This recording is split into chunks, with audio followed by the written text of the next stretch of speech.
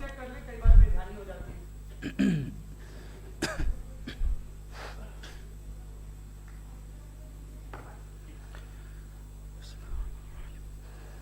तमाम तारीफ़ें उस क्रिएटर के लिए जिसने इस यूनिवर्स को एक मकसद के तहत पैदा किया है। रिस्पेक्टेड जनाब जावेद अख्तर साहब, मिस्टर सौरभ द्विवेदी और respected audience, thank you all for being here today. आज की डिबेट में चूंकि हम बात करने वाले हैं डज गॉड एग्जिस्ट के टॉपिक पर, तो ये एक ऐसा टॉपिक है जिसके मुताल्लिक कोई भी डिसीजन लेने के लिए अलग अलग स्टैंडर्ड्स हो सकते हैं। लिहाजा डिबेट के शुरू में यह ज़रूरी है कि हम ये जान लें कि आज के इस टॉपिक में कौन सा स्टैंडर्ड सही होगा और कौन सा गलत होगा। सबसे पहला स्टैंडर्ड जिसे मैं समझता हूं कि हमारे रिस्पेक्टेड जनाब जावेद अख्तर साहब बड़ी तेजी के साथ उसकी तरफ लपकेंगे, वो है साइंस। जबकि साइंस दर हकीकत खुदा के एग्जिस्टेंस को डायरेक्टली साबित करने या उसके एग्जिस्टेंस को डिनाई करने के लिए स्टैंडर्ड नहीं बन सकती। और उसकी वजह क्या है, ये मैं नहीं कह रहा, ये वो लोग कह रहे हैं जो साइंस के एक्सपर्ट्स हैं। नेशनल एकेडमी ऑफ साइंस कहती है science doesn't have the processes to prove और disprove the existence of God. Why? क्योंकि साइंस का ताल्लुक एम्पेरिकल एविडेंस से है और एम्पेरिकल एविडेंसेस का ताल्लुक हमारे नेचुरल और फिजिकल वर्ल्ड से है, जबकि गॉड नॉन फिजिकल और सुपर नेचुरल रियलिटी है। लिहाजा नॉन फिजिकल रियलिटी को आप उस टूल के साथ नहीं चेक कर सकते जिसका काम फिजिकल रियलिटी को तलाश करना है। लिहाजा आज इस डिबेट में गॉड की एग्जिस्टेंस को साबित करने या उसे डिनाई करने में साइंटिफिक एविडेंस को एक्सेप्ट नहीं किया जाएगा। दूसरा स्टैंडर्ड हो सकता है रेविलेशन, कि रेविलेशन के जरिए हम यह साबित करें कि गॉड एग्जिस्ट करता है या नहीं।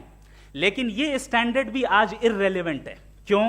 क्योंकि रेविलेशन मेरे नजदीक सोर्स ऑफ नॉलेज है, वैलिड सोर्स ऑफ नॉलेज है, लेकिन हमारे जावेद अख्तर साहब के नजदीक यह वैलिड सोर्स ऑफ नॉलेज नहीं है। लिहाजा आज की डिबेट में मैं एक भी एविडेंस किसी भी मजहबी स्क्रिप्चर से नहीं दूंगा ताकि जावेद अख्तर साहब के लिए वो अनएक्सेप्टेबल ना हो। तीसरा जो मेयार हो सकता है वो है ऑब्जर्वेशन, कि भाई कोई कहे कि हमें खुदा दिखाओ, अगर है तो दिखाओ, या ये कि खुदा के एग्जिस्टेंस पर एम्पेरिकल एविडेंस दो, तो ये है दर हकीकत गलत टूल का इस्तेमाल करना। ये ऐसा ही है कि जावेद साहब मुझसे ये मुतालबा करें कि मुफ्ती साहब आप मेटल डिटेक्टर के जरिए प्लास्टिक डिटेक्ट करके दिखाएं। अब चूंकि प्लास्टिक डिटेक्ट नहीं हो पा रही है लिहाजा plastic does not exist. No, you are using the wrong tool. इस टूल से प्लास्टिक को डिटेक्ट नहीं किया जाता। लिहाजा मैं समझता हूं कि गॉड के एग्जिस्टेंस पर एम्पेरिकल एविडेंस का मुतालबा करना एक बचकाना मुतालबा है और हमारे रिस्पेक्टेड जनाब जावेद अख्तर साहब इस स्टेज से अब बहुत आगे निकल चुके हैं। अब बचता है एक ही स्टैंडर्ड और वो स्टैंडर्ड है अक्ल, लॉजिक, रीजनिंग। और यही वो स्टैंडर्ड है जिसके तहत गॉड की एग्जिस्टेंस को साबित किया जाएगा या गॉड की एग्जिस्टेंस को डिनाई किया जाएगा। लेकिन चूंकि ये बहुत इंपॉर्टेंट और सेंसिटिव टॉपिक है, इसलिए लॉजिकल आर्ग्यूमेंट भी ऐसा होना चाहिए जो डेफिनेटिव हो, इनडेफिनेटिव ना हो, जो 2 और 2 4 की तरह बिल्कुल वाजे हो, जिसे लॉजिकली रिजेक्ट करना पॉसिबल नहीं हो। फॉर एग्जाम्पल हम कहें हमारे रिस्पेक्टेड मिस्टर सौरभ साहब, ये एक इंसान है और तमाम इंसान कॉन्शियस बीइंग है। लिहाजा नतीजा क्या निकला, हमारे सौरभ साहब भी कॉन्शियस बीइंग है। क्या ये इनडेफिनेट आर्ग्यूमेंट है या डेफिनेट आर्ग्यूमेंट है? ये डेफिनेट आर्ग्यूमेंट है। ये 2 और 2 की तरह वाजे है, इसमें किसी तरह जो है लॉजिकली इसको रिजेक्ट नहीं किया जा सकता। तो अगर आज हमारे जावेद अख्तर साहब ऐसी कोई अकली दलील और लॉजिकल एविडेंस दें खुदा के ना होने पर जो डेफिनेट भी हो, तो मैं ये ऐलान करता हूं कि यकीनन मैं उस एविडेंस को कबूल करूंगा और उस पर गौर करूंगा।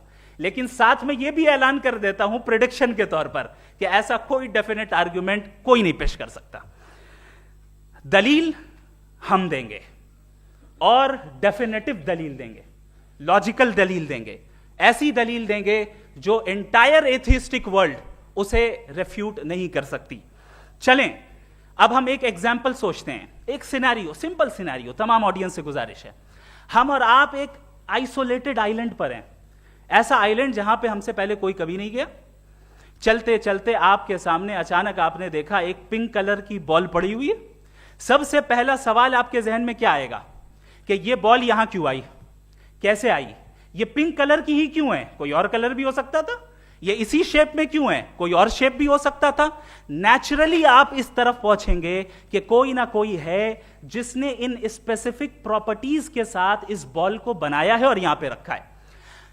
चूंकि आप जानते हैं कि ये जो बॉल है इसका एग्जिस्ट करना जरूरी नहीं है, ये एग्जिस्ट कर भी सकती थी, नहीं भी कर सकती थी, और एग्जिस्ट करना ही था तो किसी और फॉर्म में करती, किसी और कलर में करती। अब आप इस बॉल को एक्सपैंड करते चले जाएं, एक्सपैंड करते चले जाएं, एक्सपैंड करते चले जाएं, यहां तक कि ये बॉल यूनिवर्स के साइज की हो जाए। बताइए कि क्या साइज के बढ़ जाने से सवाल बदल जाएगा? हरगिज नहीं बदलेगा। अभी भी सवाल रहेगा, ये यूनिवर्स कहां से आया, इन स्पेसिफिक प्रॉपर्टीज के साथ कहां से आया, क्यों आया, किसने बनाया, यह सवाल उस वक्त भी वैलिड रहेगा। लेकिन यह सवाल अगर हम जनाब जावेद अख्तर साहब से करें तो चूंकि इनका वर्ल्ड व्यू एथिस्टिक है, और सिर्फ इनका नहीं, मतलब जितने भी एथिस्ट हैं और एथिस्टिक वर्ल्ड व्यू को रखने वाले से अगर आप ये सवाल करें कि ये यूनिवर्स कहां से आया, तो इनका जवाब या तो आर्ग्यूमेंट फ्रॉम इग्नोरेंस होगा या डॉगमेटिक होगा। या तो ये कहेंगे कि मुझे नहीं पता कि ये कहां से आया, लिहाजा गॉड डज नॉट एग्जिस्ट, ये आर्ग्यूमेंट फ्रॉम इग्नोरेंस है।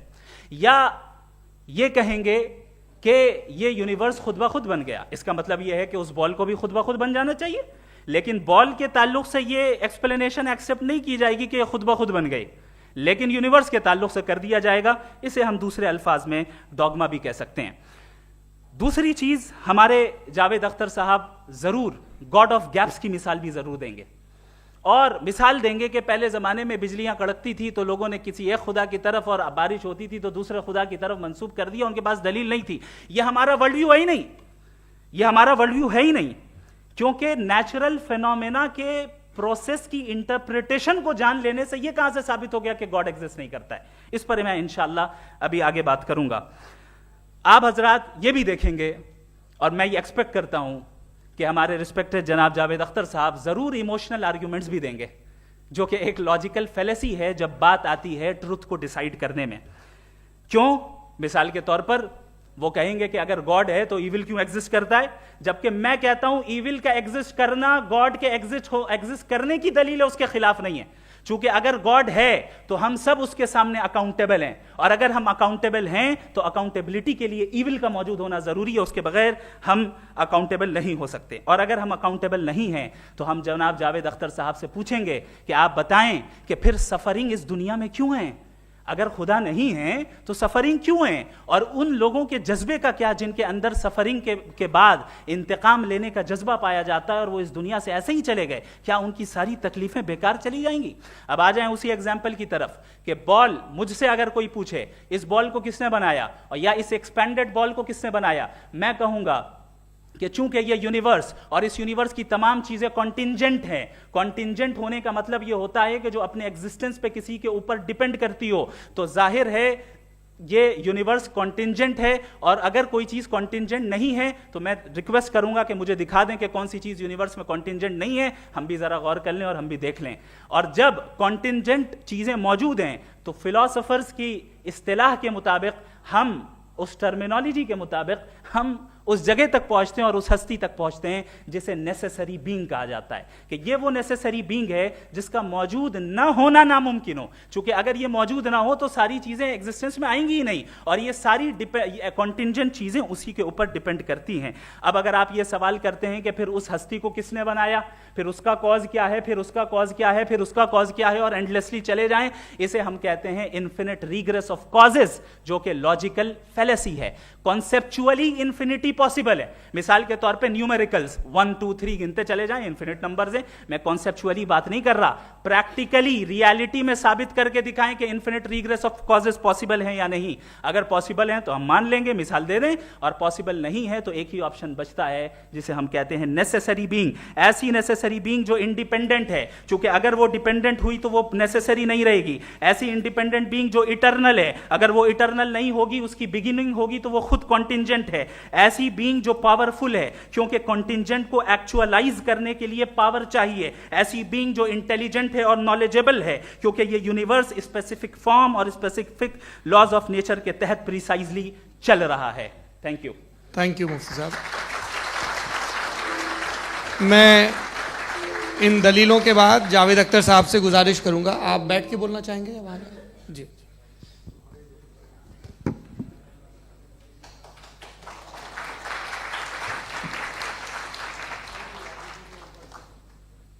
पहले तो मैं मुफ्ती साहब को एक अच्छी खबर देना चाहूँगा कि मेरी नॉलेज साइंस के बारे में बड़ी मामूली है, तो आप फिक्र ना करें उसकी, लेकिन कुछ कॉमन सेंस है मुझ में। देखिए, ये खुदा का तस्वुर कोई नया तस्वुर नहीं है, ये सदियों से रहा है।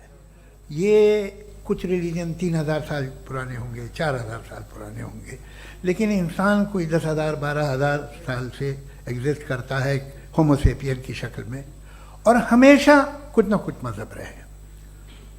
ये मज़हब जाहिलों के नहीं थे, ये मज़हब एक ऐसी ग्रीक सोसाइटी के थे जहाँ बड़े बड़े फिलोसफर्स पैदा हुए। ये मज़हब इजिप्शियंस के थे जिन्होंने पिरामिड्स बनाए थे। ये रोमन्स के थे कि जिनका आर्किटेक्चर और सेनेट यानी पहली बुनियाद डेमोक्रेसी की लिमिटेड थी, मगर डेमोक्रेसी थी, ये उन लोगों ने किए थे। तो इनका जो जुपिटर था, रा था, ज़्यूस था, उन्हें उस पर इतना ही एतमाद था जितना आज किसी मजहबी आदमी को अपने खुदा पे होगा। क्रिश्चियनिटी आने से पहले यूरोप में एक मज़हब था जर्मेनिक रिलीजन, उसका एक खुदा था, उसकी एक बीवी थी, उसके 2 बेटे थे, एक बेटी थी। फिर जर्मनी में जब यूरोप में क्रिश्चियनिटी आई तो वो खुदा, उसकी बीवी और पूरे ख़ानदान चला गया। तो हमने, अगर हम हिस्ट्री देखें तो खुदा जो हैं वो ज़्यादातर फ़ानी है, वो हमेशा रहे नहीं। और वो जो लोग इन्हें मानते थे उनको आप कहें वो तो जाहिल थे, उन्हें तो कुछ पता ही नहीं था, ऐसा नहीं है। वो अपने वक्त में बड़े काबिल लोग थे और अपने वक्त में उन्होंने बड़े बड़े काम किए हैं, फिलोसफर्स थे, साइंटिस्ट थे, लेकिन उनका मज़हब कहाँ गया, उनके खुदा कहाँ गए? आज जो खुदा हैं दुनिया में लोग उन्हें मानते हैं। आपको क्या मालूम कि कितने बरसों के बाद क्या होने वाला है? हम यूरोप में देखते हैं तो चर्च खाली हैं। तो वक्त के साथ चीज़ें बदलती हैं। जहाँ तक इसका ताल्लुक़ है मज़हबों का, हर मज़हब आपसे एक चीज़ मांगता है, फेथ। ये फेथ क्या चीज़ होती है? What is the difference between faith and belief? ये तो बहुत ही अहमकाना बात होगी कि कोई आदमी कहे साहब अगर खुदा है तो मुझे दिखाइए। ये तो जाहिलाना बात हुई। मैंने तो नॉर्थ पोल नहीं देखा है, मगर मैं मानता हूँ कि नॉर्थ पोल है। मैं क्यों मानता हूँ? इसलिए कि अगर ये दुनिया राउंड है तो उसका कोई टॉप होगा। कुछ लोग हैं जो वहाँ गए भी हैं, कॉमन सेंस कहता है कि ऐसा होगा, सबूत है, गवाह है, रीज़न है। तो ये मेरा फेथ नहीं है। तो फेथ में और बिलीफ में डिफरेंस क्या है? जो मजहब मांगता है आपसे, हर मजहब फेथ मांगता है। फेथ का मतलब ये है कि ना कोई गवाह हो, ना कोई सबूत हो, ना कोई रैशनल हो, ना कोई लॉजिक हो, ना कोई प्रूफ हो, मगर तुम एक बात को मानो। ये है फेथ। वरना बिलीफ होता। अगर इसमें कुछ भी सबूत होते, गवाह होते, तो फिर इसे आप बिलीफ कहते हैं। जैसे मेरा बिलीफ है कि नॉर्थ पोल है, मेरा फेथ थोड़ी है। फेथ इन तमाम शर्तों को रद्द करता है। तो फिर स्टुपिडिटी क्या है? अगर मैं एक बात ऐसी मानूं जिसकी ना कोई लॉजिक है, ना कोई रैशनल है, ना कोई प्रूफ है, ना कोई गवाह है, ना कोई सबूत है, और मैं उसे मानूं, तो ये स्टुपिडिटी हुई। इसे ही भाई कल को मैं यकीन कर लूं कि एलॉन मस्क जो है मेरा भाई है, तो मुझे इंतहाई खुशी होगी, सुकून भी बहुत मिलेगा मुझे। लेकिन और कहे भाई क्यों मानते हो, क्या सबूत है? भाई वो तो अमेरिकन है और तुम तो इंडियन हो, वो तो नस्ल अलग है, तुम्हें कभी मिले भी नहीं। साहब देखिए, मेरा फेथ है, इस पर बात ना किया। फेथ का मतलब ही यह है कि आप प्रूव नहीं कर सकते। अगर आप प्रूव कर सकते हो तो फेथ की जरूरत ही नहीं। फिर तो आप बात करेंगे, आप कितनी बहस कर लीजिए। अल्टीमेटली दुनिया का हर मजहब फेथ पे टिका है, और फेथ का मतलब है एक ऐसा यकीन जिसका कोई सबूत, कोई गवाह, कोई रैशनल नहीं। अब आप ये कहें, क्या आप ये क्यों कह रहे हैं कि साहब ये कायनात किसने बनाई? कमाल ये है कि आपने बताया कि एक आइलैंड पे गए और एक बॉल देखी। आपने ये नहीं कहा कि आइलैंड किसने बनाया, आपको सिर्फ बॉल पे हैरत हुई। हमने आइलैंड पे हमने हैरत नहीं की, होते हैं आइलैंड। इसी तरह ये आइलैंड है, सितारे, ये गैलेक्सीज, ये सब आइलैंड हैं, खला में। हम उन्हें टेकन फॉर ग्रांटेड लेते हैं, हम पूछते नहीं किसने बनाए। आपने जजीरे के बारे में भी नहीं पूछा है।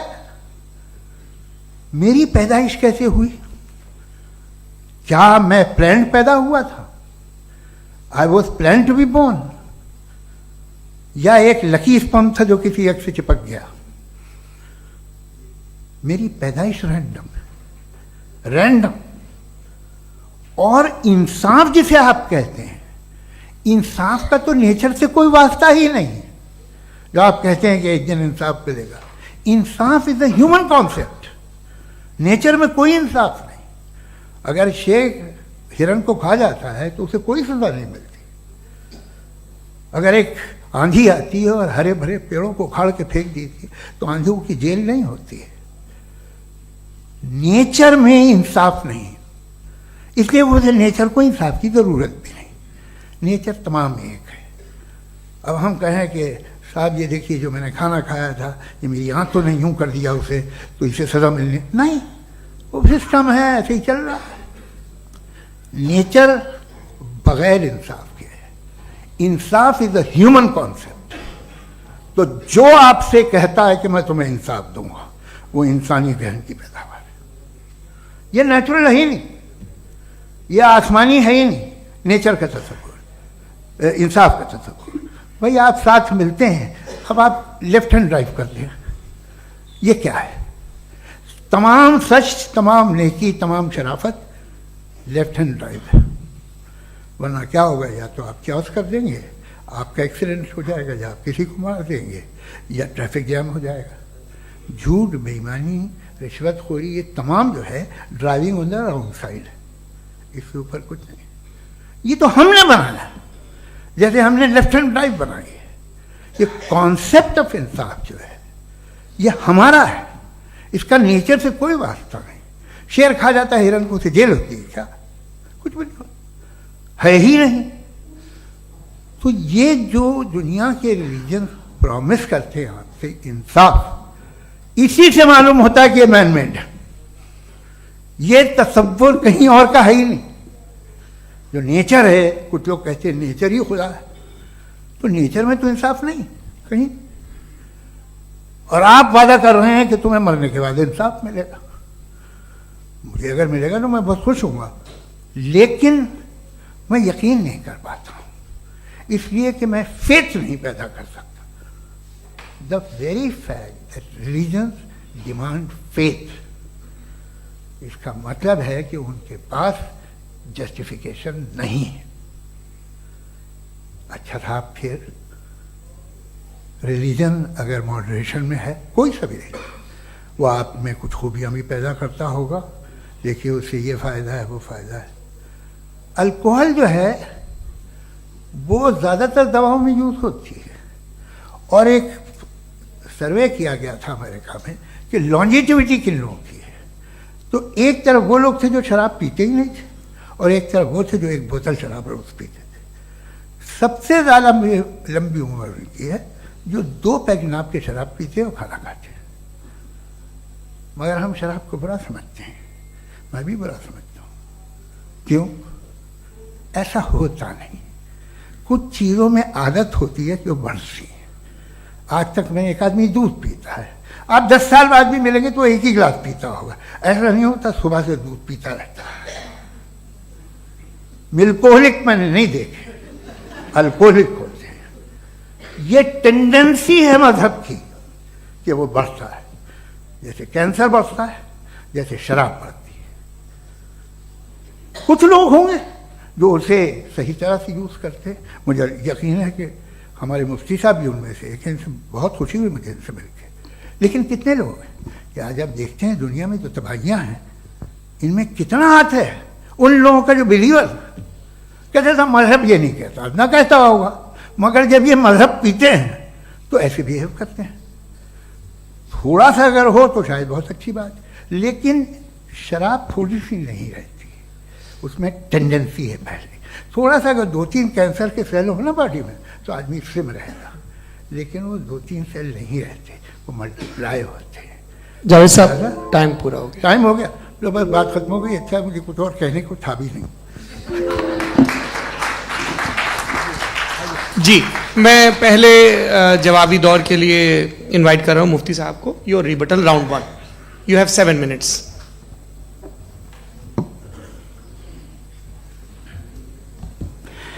Thank you very much Javed साहब, आपकी बात को सुनकर बड़े महजूज हुए हम लोग। महजूज, do you understand? We enjoyed. Okay, अब थोड़ा सा लॉजिकली उसको हम लोग देखते हैं। दरअसल हम लोगों ने कल गुजारिश की थी मुफ्ती साहब से भी, जावेद साहब से भी, कि हिंदुस्तानी ज़बान आम फहम सबको समझ में आ जाए, और जहां कहीं आप मुश्किल शब्द इस्तेमाल करें वहां बताते भी चलें। Thank you. तो सबसे पहले हमारे रिस्पेक्टेड जावेद साहब ने हवाला दिया कि खुदा फानी है, कितने मजहब आगे चले गए, किसी ने जुपिटर को खुदा माना, किसी ने किसी को माना। मैं कहता हूं जिसने कॉन्टिंजेंट चीज को खुदा माना, गलत माना, वो खुदा ही नहीं, वो खुदा ही नहीं है। हम तो नेसेसरी बीइंग को साबित करने बैठे हैं, वो नेसेसरी कॉज जो इटरनल है, जो अबदी भी है और अजली भी है, हम किसी और को साबित करने नहीं बैठे। दूसरी चीज उन्होंने कहा कि फेथ एंड बिलीफ, ये एक ऐसी डेफिनेशन है फेथ की जो इन्होंने पहली मर्तबा पेश की है, या माफ कीजिएगा इन्होंने पहली मर्तबा पेश नहीं की है, रिचर्ड डॉकिंस ने पहली मर्तबा पेश की है। मुझे मालूम है ये सोर्स कहां से है। एपिस्टेमोलॉजिकली फेथ और बिलीफ का फर्क आप इस तरह नहीं कर सकते सर। फेथ सही भी होता है, गलत भी होता है, बिलीफ सही भी होता है, गलत भी होता है। जो लॉजिक, रीजन और एविडेंस से बैक्ड होगा वो फेथ सही होगा। और आप जिस फेथ की बात कर रहे हैं कि इलॉजिकल है और उसके पीछे नहीं है, तो we are on the same page. हम नहीं मानते उस फेथ को, जो फेथ ऐसा हो जिसके पीछे कोई लॉजिक ना हो, एविडेंस ना हो, हम नहीं मानते। हम तो उस फेथ के कायल हैं जिसके पीछे लॉजिक हो और एविडेंस हो। तो बिलीफ सही भी होता है, गलत भी होता है, फेथ भी सही होता है और गलत भी होता है। तो आज फेथ और बिलीफ के डिफरेंस पे बात नहीं हो रही है। आज आप चाहे फेथ एक्सेप्ट कर लें या बिलीफ एक्सेप्ट कर लें, आज ये बात होगी कि ट्रूथ क्या है, चाहे ट्रू बिलीफ सही है या ट्रू फेथ सही है, और फॉल्स फेथ क्या है और फॉल्स बिलीफ क्या है, बात इस पे हो रही है। दूसरी चीज इन्होंने पूछा स्टुपिडिटी फिर क्या है। अगर फेथ रिलीजन स्टुपिडिटी नहीं है तो और क्या है? चूंकि फेथ का मुतालबा करते हैं तो स्टुपिडिटी क्या है? मैं कहता हूं स्टुपिडिटी एथिज्म है। उसकी वजह यह है कि आप एक सड़क पे जा रहे हो और आप किसी गार्डन में जाएं और देखें वहां लिखा है फूलों के साथ I love Javed Akhtar, and I really do, I love you sir.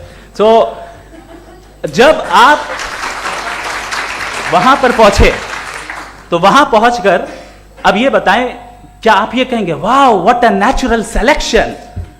ये क्या नेचुरल सिलेक्शन है? नहीं, ये प्रिसाइजली डिजाइंड है, इसके पीछे डिजाइनर है। लिहाजा अगर कोई एक ऐसी कॉमन सेंस की बात को कबूल नहीं कर रहा है कि यूनिवर्स जो इतने प्रिसाइजली काम कर रहा है, हम कह दें कि खुद ब खुद बन गई, मैं समझता हूं इससे बड़ी स्टुपिडिटी और कुछ नहीं है। ये इरैशनल चीज है।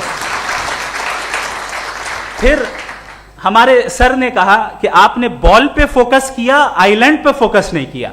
अरे आइलैंड को किसने बनाया यही समझाने के लिए तो बॉल की मिसाल दे रहा हूं।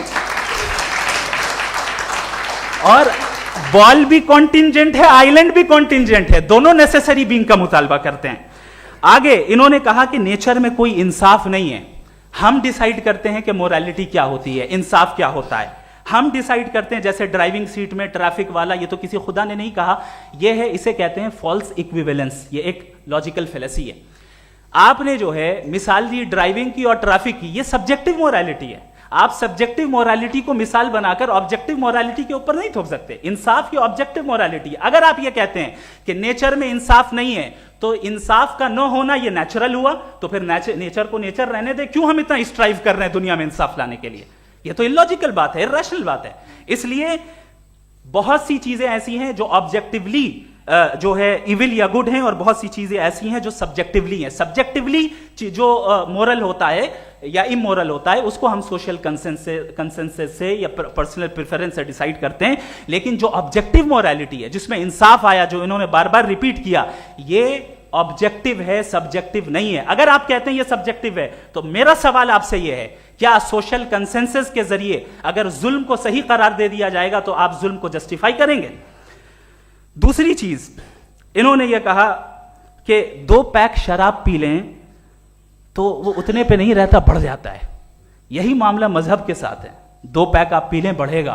तो ये एक ऐसी मिसाल है, इसको कहीं भी फिट कर लें कि आप एथिज्म पे जब फिट करें, जब आप 2 पैक एथिज्म का लेंगे ना तो वो बढ़ बढ़ के नॉर्थ कोरिया बनेगा। Thank you.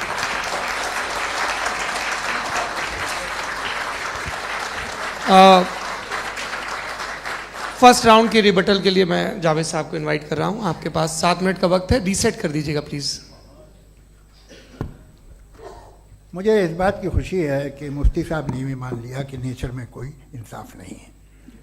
तो कोई भी चीज़ जो इंसान ने नहीं बनाई है उसमें इंसाफ नहीं होता है। एक बात मैं आपसे अर्ज़ करूँ, जरा पता लगा लीजिएगा, ये जो आप बाग में जाते हैं बेहद खूबसूरत फूल देखते हैं ना, इनमें से कोई नेचुरल नहीं है। ये सारे फूल क्रॉस करके बनाए गए हैं। जो जंगल में फूल होते हैं नहायत मामूली होते हैं, ये फूल इंसानों ने बनाए हैं। जो आप बाग में देख के वाह वाह कहते हैं, ये इंसानों के बनाए हुए हैं। डिफरेंट फूलों को क्रॉस करके, डेवलप करके, फिर क्रॉस करके इस तरह से बनाए गए। नेचुरल फ्लावर नहीं। किसी जंगल वीरान में जाके आप गुलाब के फूल नहीं देखेंगे। ये सब बनाए हुए इंसान ने, बहुत से काम इंसान ने किए हैं। बाकी है कि आपने मेरी एक बात का जवाब नहीं दिया, जिससे मुझे शिकायत है कि फेथ क्या है और आप फेथ मांगते क्यों हैं मुझसे? आप तो लॉजिकल हैं, आपके पास तो सारे रैशनल हैं, आपके पास सारे सबूत हैं, तो आपको फेथ की डिमांड क्यों करते हैं कि भाई तुम सरेंडर कर दो और सवाल मत करो? कोई मजहब सारे सवाल करने की इजाजत नहीं देता है और मना करता है कि दादा सवाल ना करो, बहक जाओगे तुम। आप क्यों रोकते हैं? हकीकत यह है कि इंसानी तारीख क्या है। इंसानी तारीख ये है कि दुनिया में 2 तरह के लोग हुए।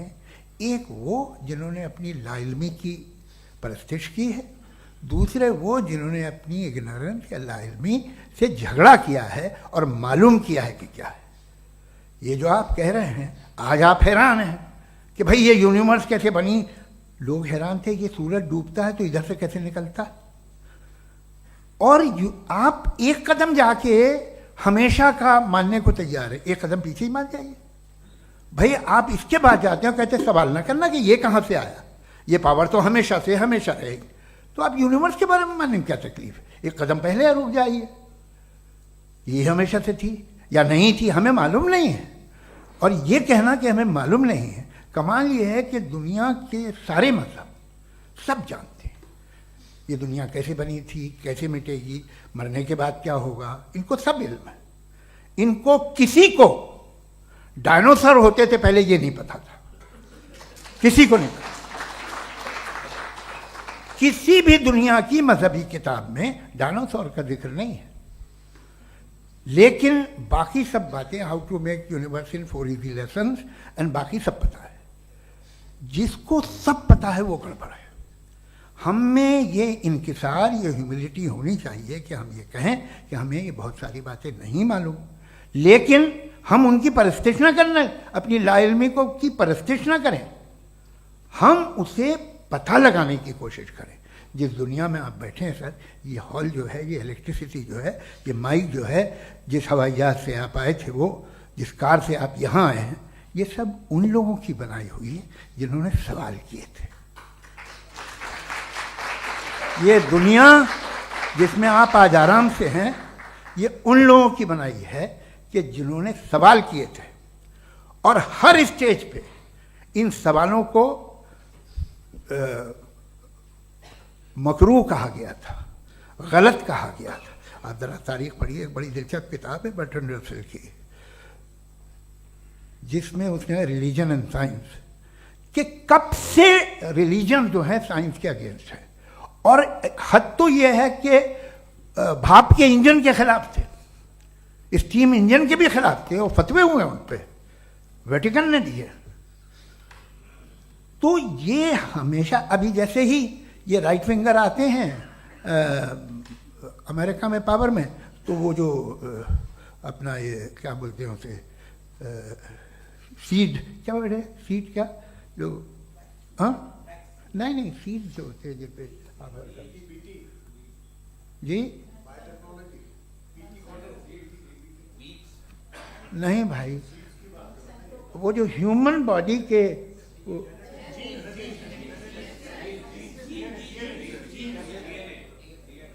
उस पर रिसर्च बंद हो जाती है, रिपब्लिकन नहीं करने देते।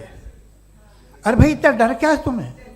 एक ज़माने में बहुत नाराज थे ये सारे मजहबी लोग कि ये इंसान तो इंसान बनाने की कोशिश कर रहा है। आपको क्या तकलीफ भाई, बना ले तो बना लेने दो, ये खौफ क्या है? और ये सब आज जो आप कह रहे हैं नामुमकिन है, ये कैसे हुआ? मुझे एक किस्सा याद आता है। जब मैं 6ठी क्लास में था तो मैं मैथमेटिक्स में बहुत वीक था, तो एक टीचर रख दिया गया, उसने 1 2 3 4 5 6 7 तो सिखा दिया मुझे। वो दिन मैं भूल नहीं सकता हूँ मुफ्ती साहब, जिस दिन उसने ये बताया कि 1/2 क्या होता है और 3/4 क्या होता है, मुझे ऐसा लगा कि मेरा सर बीच से फट जाएगा। यह आदमी कह रहा है कि जो दीवार के अंदर जाओ वॉक करते हुए। आज हंसता हूँ मैं इस बात पे। तो आज जो बातें आपके जहन से बिल्कुल परे हैं और आप हैरान होते उन्हें देख के, एक वक्त आएगा कि मामूली लगेंगे। और हुआ है, आपकी इंसानी तारीख ही है। इतनी जल्दी सारे फैसले आप मत कर लीजिए, थोड़ा ये ह्यूमिलिटी रखिए कि भाई ये हमें नहीं मालूम। ये कहने में क्या है, ये यूनिवर्स कहाँ तक फैली, ये कब से है और कब तक रहेगी, हमें नहीं मालूम। आपने फैसला कर लिया कब बनी, ये आपके हिसाब से कोई 14 बिलियन ईयर बनी जो समझा जाता है। उससे पहले हजारों करोड़ों अरबों साल तक खुदा बैठा क्या कर रहा था? खामोश बैठा था, ऐसे ही जमाइयाँ ले रहा था। फिर उसे आइडिया आया, यार एक काम करते, वक्त अच्छा गुजर जाएगा, यूनिवर्स बनाते। सोचिए, वो तो हमेशा से है ना, मगर यूनिवर्स हमेशा से नहीं है, ये तो बनाई गई है। और उससे पहले क्या था, इनका क्या काम था? कैसी बात है, ये बड़ा आसान है। जो बात हमें आज धीरे धीरे पता चली है, बरसों 2000 और 2500 साल पहले आपको किसी ने बता दिया कि क्या था, आप मान गए, और तब से वही मान रहे हैं जो 2500 साल पहले कहा गया था। सब कुछ बदल गया है, सॉल्व हो रही हैं चीज़ें। अभी साइंस बिल्कुल दावा नहीं करती, या कोई फिलोसफर ये दावा नहीं करता कि हमें सब मालूम, बल्कि वो कहता है कि हमें जितना मालूम होता है उससे ये मालूम होता है कि हमें कितना कम मालूम। तो हम अपनी जहालत से लड़े, उसकी परस्तिश न करें। जी, time. Thank you so much. मैं तर्कों की श्रृंखला में राउंड 2 के लिए मुफ्ती साहब को आमंत्रित कर रहा हूँ। आपके पास एक बार फिर से 7 मिनट का वक्त है। शुक्रिया।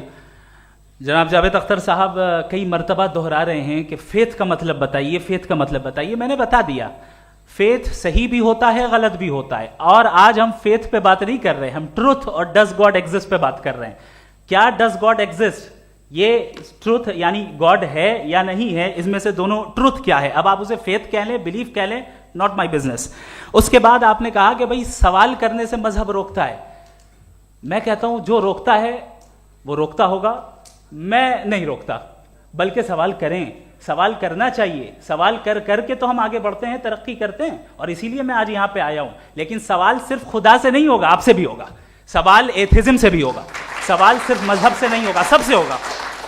और आज मैं सवाल करूंगा और उम्मीद है कि आप जवाब देंगे। अभी तक आपने वैसे कॉन्टिंजेंसी आर्गुमेंट का कोई जवाब नहीं दिया। चलें, आपने कहा यूनिवर्स के बारे में इटर्नल क्यों नहीं बोल देते। ये चूंकि लॉजिकली पॉसिबल ही नहीं है कि यूनिवर्स इटर्नल हो। यूनिवर्स एक कॉन्टिंजेंट चीज है जो टाइम एंड स्पेस के पाबंद है, टाइम एंड स्पेस से बाउंड है। जो टाइम एंड स्पेस से बाउंड होगा वो कॉन्टिंजेंट होगा, जो कॉन्टिंजेंट होगा वो उसकी बिगिनिंग हुई होगी, जिसकी बिगिनिंग हुई होगी वो इटर्नल नहीं हो सकता। ये तो कॉमन सी बात है।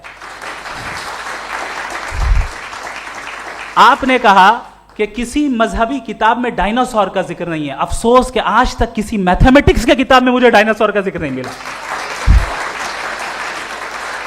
तो इसका मतलब मैथमेटिक्स की किताब बेकार है? नहीं, उसका वो टॉपिक नहीं है। रेवलेशन का और मजहबी किताबों का टॉपिक ये नहीं है कि आपको आके बताए साइकिल कैसे बनाते हैं, या आकर ये बताएं कि जो है डायनासोर कब था। वो तो मोरालिटी सिखाने आया है, गॉड के बारे में बताने आया, नॉन फिजिकल रियलिटी की हकीकत को सिखाने के लिए आया। रिलीजियन साइंस को रोकता है? नहीं रोकता। अगर रोकता है तो गलत करता है। रिलीजियन साइंटिज्म को रोकता है, जिसमें हमारे जावेद साहब मुब्तला हैं। साइंस और साइंटिज्म में फर्क है। साइंटिज्म यह है कि आप समझें कि साइंस और साइंटिफिक मेथोडोलॉजी ये नॉलेज को हासिल करने का वाहिद सोर्स ऑफ नॉलेज है, यह है साइंटिज्म। हम इसे रिजेक्ट करते हैं। हम साइंस को तो तरक्की करते हैं, भाई आप हमारी पूरी तारीख कर लें, पढ़ लें तो आपको पता चल जाएगा। बहरहाल ये अलग टॉपिक है। उसके बाद इन्होंने एक लफ्ज कहा, वेटिकन ने फतवा दिया। वेटिकन का फतवे से कोई ताल्लुक नहीं है, दोनों कॉन्ट्राडिक्टरी अल्फाज हैं। उसके बाद उन्होंने कहा कि भाई हमें नहीं मालूम। अगर नहीं मालूम तो क्लियरली कह देना कि नहीं मालूम है, इसमें क्या हरज है? तो वही तो मैं कह रहा हूं ना कि आप कह दें कि नहीं मालूम, लेकिन क्लेम क्यों कर रहे हैं कि गॉड एग्जिस्ट नहीं कर रहा है? आप कह दें नहीं मालूम है, हो सकता है हो सकता ना हो, लेकिन आप क्लेम कर रहे हैं। The moment you say God does not exist, this is a claim, and now the burden of proof is upon you too, जैसे हमारे ऊपर है। और क्यों है मैं बताता हूं, क्यों है ये भी मैं बताता हूं। फिलोसॉफिकली जो क्लेम होता है ना, सिर्फ ये नहीं होता कि इंसान कहे पॉजिटिव क्लेम करे और नेगेटिव क्लेम करे तो बर्डन ऑफ प्रूफ नहीं है। आप मिसाल के तौर पे मैं कहूं कि फुला उस कमरे में कोई नहीं है, मैंने एक नॉलेज का क्लेम किया है। उस कमरे में कोई नहीं है, मैंने एक नॉलेज का क्लेम किया। या तो मैं कहूं मुझे नहीं पता, हो भी सकता है नहीं भी हो सकता है, this is not a claim. लेकिन जब मैं कह रहा हूं कि वहां कोई नहीं है, या मैं कह रहा हूं वहां कोई है, दोनों क्लेम है और दोनों के ऊपर बर्डन ऑफ प्रूफ है। हमारे ऊपर भी बर्डन ऑफ प्रूफ है। मैंने कंटिजेंसी आर्ग्यूमेंट दिया, इसे तोड़कर दिखाइए। आखिरी चीज, इन्होंने कहा कि खुदा दुनिया बनाने से पहले 150 साल पहले या करोड़ों साल पहले क्या कर रहा था। अरे हजरत, चलें बहरहाल मैं जवाब दे देता हूं। आप हमारे रिस्पेक्टेड पर्सनालिटी हैं, अगर आप नहीं होते तो मैं इसे एंटरटेन ही नहीं करता। टाइम, ये 100 साल पहले या 100 साल बाद, पहले बाद में अभी, ये वो अल्फाज हैं जिनका ताल्लुक टाइम से है। टाइम शुरू ही हुआ है यूनिवर्स की बिगिनिंग के बाद, तो उसके पहले खुदा क्या कर रहा था? सवाल इलॉजिकल है, ये फेलेसी है। यानी आप ये कह रहे हैं कि यूनिवर्स के बनने से पहले खुदा क्या कर रहा था? टाइम के बनने से पहले, पहले का ताल्लुक टाइम से, टाइम उस वक्त था ही नहीं, तो ये सवाल ही इनवैलिड है खुदा के ताल्लुक से।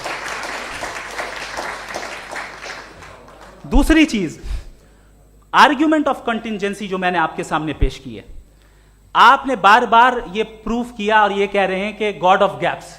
देखिए, पहले नहीं मालूम था, साइंस ने कर दिया। सिंपल की मिसाल से मैं समझा देता हूं। जिस गैप्स की आप बात कर रहे हैं ना, साइंस उन गैप्स को जिन चीज के जरिए भी प्रूव करेगा वो कॉन्टिजेंट ही होगा। अब चाहे वो फोर्स हो, मैटर हो या एनर्जी हो।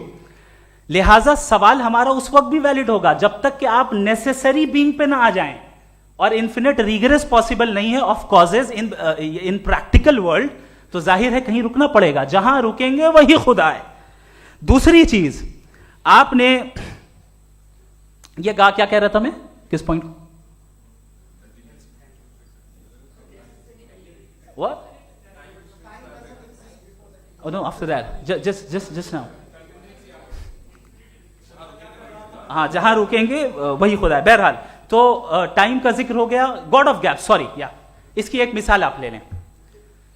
एक कार है, एक साहब ने देखा कि भाई कार जो है उसके व्हील्स कितने अच्छे लगे हुए हैं, सही जगह पे, स्टीयरिंग जो है कितने अच्छे जगह पे लगी हुई है, और सीट्स कितने वेल डिजाइंड है, कितनी प्रिसाइजली ये कार काम कर रही है।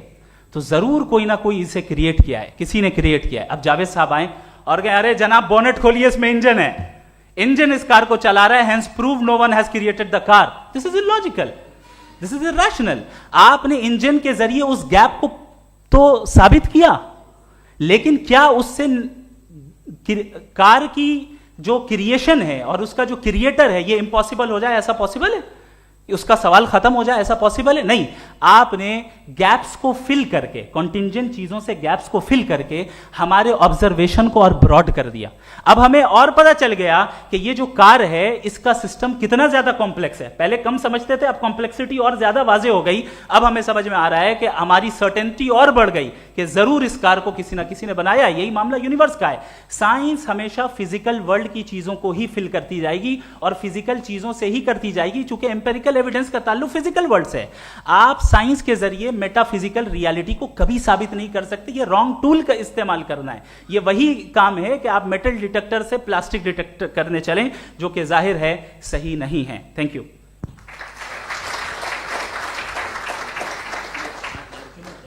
जी, ये आर्ग्यूमेंट का राउंड 2 है। हाँ। 7 मिनट है।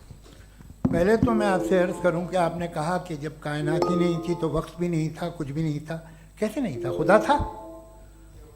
एक एग्जिस्टेंस तो था ना खुदा का। तो जब खुदा था तो वक्त भी होगा। ऐसा नहीं कि कुछ भी नहीं था, खुदा था। अच्छा, बाकी है कि आपने कहा साहब आप साबित कीजिए, आपके पास भी लॉजिक है, मेरे पास भी लॉजिक है। आप मेरा जिम्मेदारी नहीं है साबित करना कि खुदा है।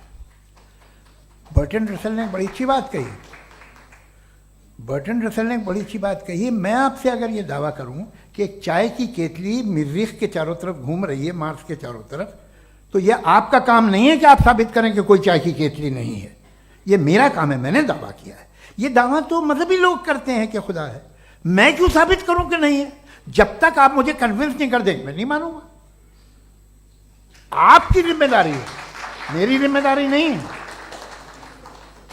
दोयम ये कि ये जो आप कह रहे हैं, जो गैप्स हैं, ये गैप जब जब किसी मजहब को चैलेंज करते हैं, जब ऐसा कोई बात आती है तो हंगामा हो जाता है कि जब वो चैलेंज करें किसी फेथ को।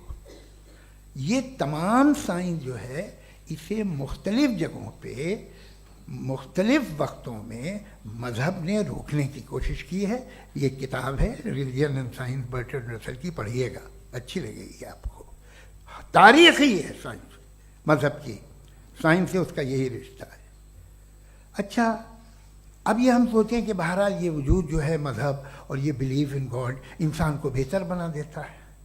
तो एक काम कीजिए, हिंदुस्तान वर्ल्ड का नक्शा लीजिए और मार्क कीजिए कि रिलीजन कहाँ कहाँ ज़्यादा है, कहाँ कहाँ, चाहे वो लैटिन अमेरिका हो या मिडल ईस्ट हो या फार ईस्ट हो या हिंदुस्तान के वो इलाके जहाँ मजहबियत ज़्यादा है। रख दीजिए नक्शा अलग। अब दूसरा नक्शा कि कहाँ कहाँ नाइंसाफ़ी, रिप्रेशन, औरतों के हुकूक की पामाली, जुल्म, डिक्टेटरशिप कहाँ है, नक्शा एक ही होगा। तो आप मुझे बताएं कि जो इसका तरकीब इस्तेमाल क्या है। खुदा का तरकीब इस्तेमाल तो बताइए। आप छोटी सी दवा सड़क पे बेचते हैं, उसकी भी तरकीब इस्तेमाल बताते हैं। इसके इस्तेमाल से तो फ़ायदा नहीं हुआ किसी को। जो सारे के सारे खराब मुल्क हैं, खराब समाज है, वो सारे जुल्म खुदा के नाम पे करते हैं। वो गलत करते हैं, सही करते हैं, मुझे क्या लेना देना उससे। इस्तेमाल से मालूम होता ना। एक विस्की की बोतल कभी शायद देखी हो आपने, लाल रंग की होती है, उस पर रोशनी और छपड़ा इंतहाई खूबसूरत लगती है, क्या बिगाड़ रही है किसी का? उसका इस्तेमाल गलत है, इसलिए आप उसे नापसंद करते हैं। इसका इस्तेमाल गलत है, इस तसव्वुर का इस्तेमाल ही गलत है और हमेशा से गलत हुआ है। आप देख लीजिए, इंसानी तारीख देख लीजिए, आज देख लीजिए, हिंदुस्तान देखिए, दुनिया देख लीजिए, क्या हो रहा है। इसे कैसे इस्तेमाल कर रहे हैं फेथ वाले लोग? क्या फेयर हैं, जस्ट हैं, जो अपने खुदाओं पे यकीन रखते हैं? वो किस तरह के लोग हैं? वो लोगों को इंसाफ देते हैं, वो बेहतर इंसान बने। तो इस दवा का फ़ायदा क्या है? चलो बहुत फ़ायदा हो रहा तो मैं इस्तेमाल कर लूँगा। मुझे तो इस दवा का कोई फ़ायदा दिखता ही नहीं। मुझे तो ऐसा लगता, मैं एक और बात बताऊं, अगर कोई आदमी मजहबी है और अच्छा आदमी है तो मैं उसकी बहुत इज्जत करता हूँ, इसलिए कि मेरा ख्याल है मजहबी आदमी का अच्छा होना मुझसे अच्छा होने से ज़्यादा मुश्किल है। भाई हर चीज़ की एक लिमिट है। आप इतना भाग सकते हैं, इतना नहीं भाग सकते, इतना वजन उठा सकते, इतना नहीं उठा सकते, इतना दूर देख सकते हैं, इतना दूर नहीं देख सकते। उसी तरह कॉमन सेंस कहता है कि आप में नेकी का भी एक कोटा होगा। अब आप अगर सुबह जाते हैं अपनी इबादत गाह और इबादत करते हैं तो बाहर निकलते हैं तो आप तो यही महसूस करते हैं कि आपने एक बहुत अच्छा काम किया, आपकी नेकी का एक बहुत बड़ा कोटा खर्च हो गया जिससे किसी का कोई फ़ायदा नहीं हो। मैं तो नहीं जाता हूँ, तो मुझे तो किसी को खाना खिलाना पड़ेगा, किसी बेवा की मदद करनी पड़ेगी। मैं अपना कोटा कैसे कंज्यूम करूँ? आप अपना कोटा सारे मजहबी लोग इंतहाई यूजलेस कामों में यूज करते हैं। उसके बाद भी अगर आप में बच्ची है थोड़ी सी शराफत, तो भाई वाह क्या बात है।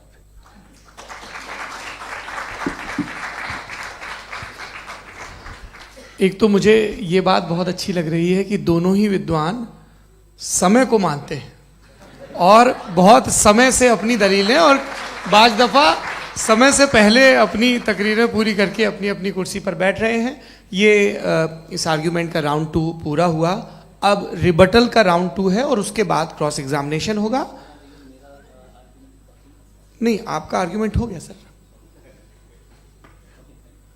हमारे यहाँ स्कूल के सिलेबस में पंच परमेश्वर कहानी पढ़ाई जाती है, प्रेमचंद जी की लिखी हुई। आप निश्चिंत रहिए, आपके कोई राउंड में मिस नहीं होने दूंगा। रिबटल का राउंड 2 मुफ्ती शमाइल नदवी साहब।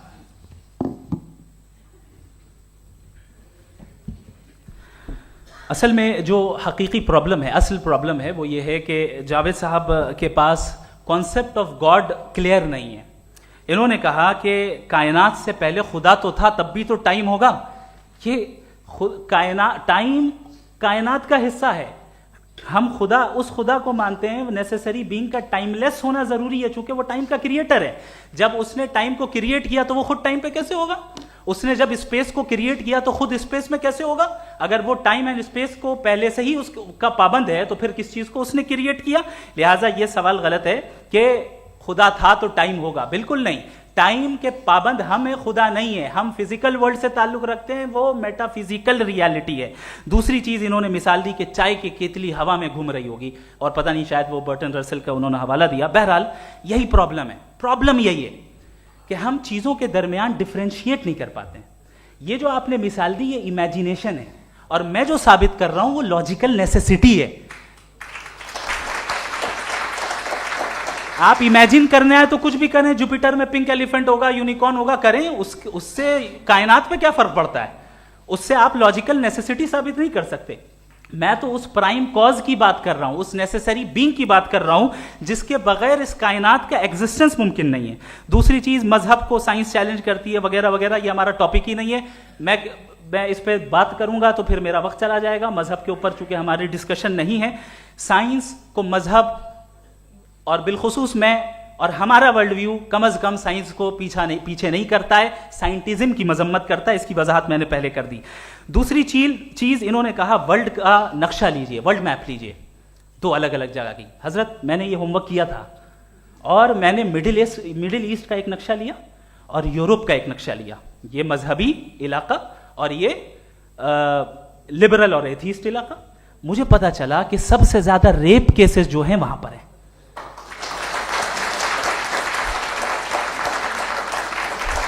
मुझे ये पता चला यूएन की रिपोर्ट के मुताबिक, मैं ये अपने घर से नहीं लेके आ रहा, कि जो वर्किंग वुमेन है यूरोपियन कंट्रीज में, उसमें 81% वुमेन सेक्सुअल हैरेसमेंट का वर्क में शुमार हो रही है। ये मिडिल ईस्ट में नहीं हो रहा है, वो मजहबी लोग हैं इसलिए नहीं हो रहा है।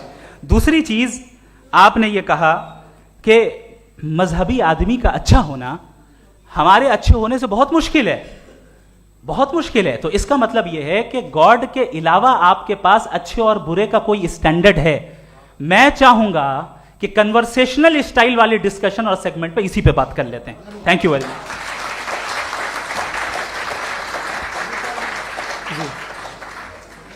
ये रिबटल का राउंड 2 है, आपके पास 5 मिनट का वक्त है और इसके बाद क्रॉस एग्जामिनेशन शुरू करेंगे। आप चाहें तो जो इन्होंने सवाल पूछे उनके जवाब आप रिबटल में भी दे सकते हैं। जी जी, देखिए पहले तो ये बात कि ये मिसाल गलत नहीं है, गलत है।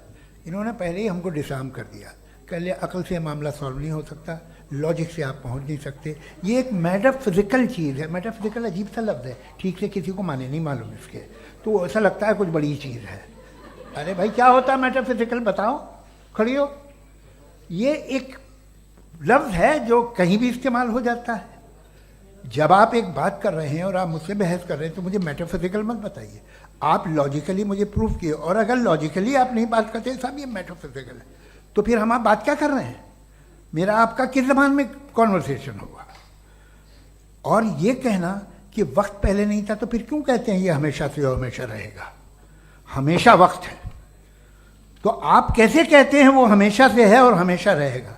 हमेशा का मतलब है कोई वक्त, अगर वक्त ही नहीं है तो हमेशा कैसे?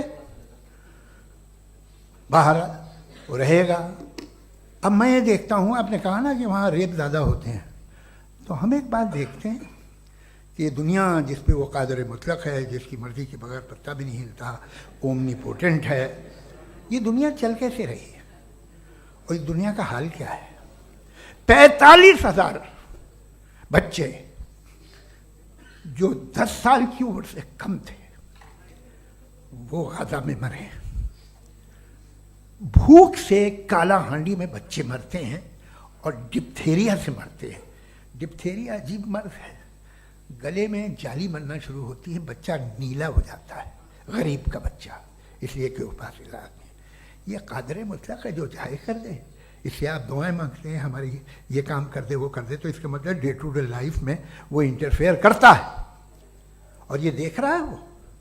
अगर वो वाकई भी है फॉर डिस्कशन सेक, तो मैं जब दुनिया देखता हूँ तो मेरे दिल में उसके लिए कोई इज्जत नहीं पैदा होती। ये क्या कर रहे हो तुम पूरे ऑल पावरफुल हो, ओमनीपोटेंट हो, ओमनी प्रेजेंट हो, तुम तो वहाँ गाजा में रहे होगे ना, तुम हर जगह हो। तुम देख रहे थे कि बच्चे की कैसे धज्जियाँ उड़ रही, तुम देख रहे थे और तुम चाहते हो मैं तुम्हारी परस्तिश करूँगा, तुम हो भी। अरे यार, इससे अच्छे तो हमारे चीफ प्राइम मिनिस्टर हैं, कुछ तो ख्याल करते हैं। कमाल है, आप किसकी इबादत कर रहे हैं? अगर वो है भी, ये दुनिया नाइंसाफी से, जुल्म से, जबर से, तशद्दुद से भरी हुई है।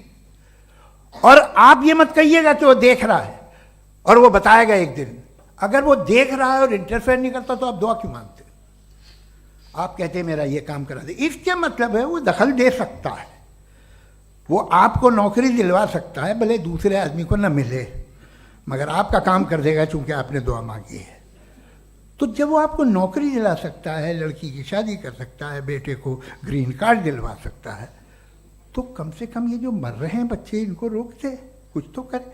मुझे तो दुनिया में, इस दुनिया का कोई मालिक है, इसका ओमनीपोटेंट कोई रूलर है और ये दुनिया ऐसी चल रही है।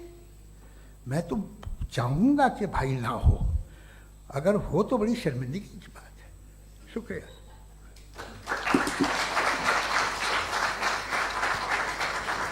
देवियों और सज्जनों, इस बहस के 2 राउंड और 2 रिबटल पूरे हो चुके हैं। अब सबसे ज़रूरी और सबसे मुश्किल राउंड शुरू हो रहा है, क्रॉस एग्जामिनेशन का। अब इन विद्वानों की सज्जनता की एक परख भी होगी और वक्त हमने 16 मिनट का तय किया है। पहला सवाल आप पूछना चाहेंगे? जी बिल्कुल। पहले बोले भी आप आप माइक ले लीजिएगा हाथ में, ये नीचे से ऑन जी। मैं बोलता हूँ, ये डायस हटा सकते हैं क्या हम थोड़ा क्विकली? डायस पीछे कर दीजिए बस थोड़ा सा, है, ताकि ये जो दाएं बाएं लोग बैठे हैं, इसे हटा ही दीजिए। अब हम वहाँ तो जाने वाले नहीं, आराम से आराम से। दोनों तरफ से हटा दीजिए।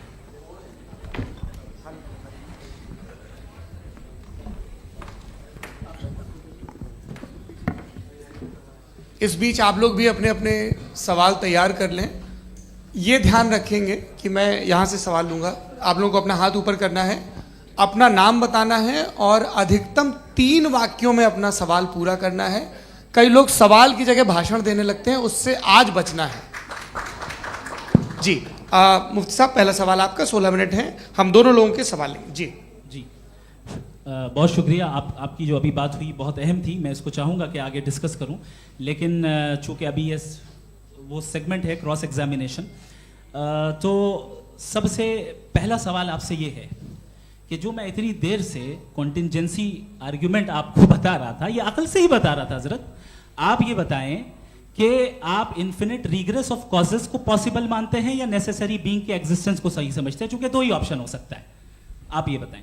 देखिए, आपको मैं ईमानदारी से बात करूं, एक तो मैं कॉन्टिजेंसी वर्ड ठीक से समझता नहीं, और इस वक्त भी जो आपने अंग्रेज़ी के अल्फाज इस्तेमाल किए वो ज़रा थोड़े से मुझे डिफ़िकल्ट और कॉम्प्लिकेटेड लगे, तो आप ज़रा सिंपल ज़बान में सवाल कर सकते हैं? बिल्कुल कर सकता हूँ। जी।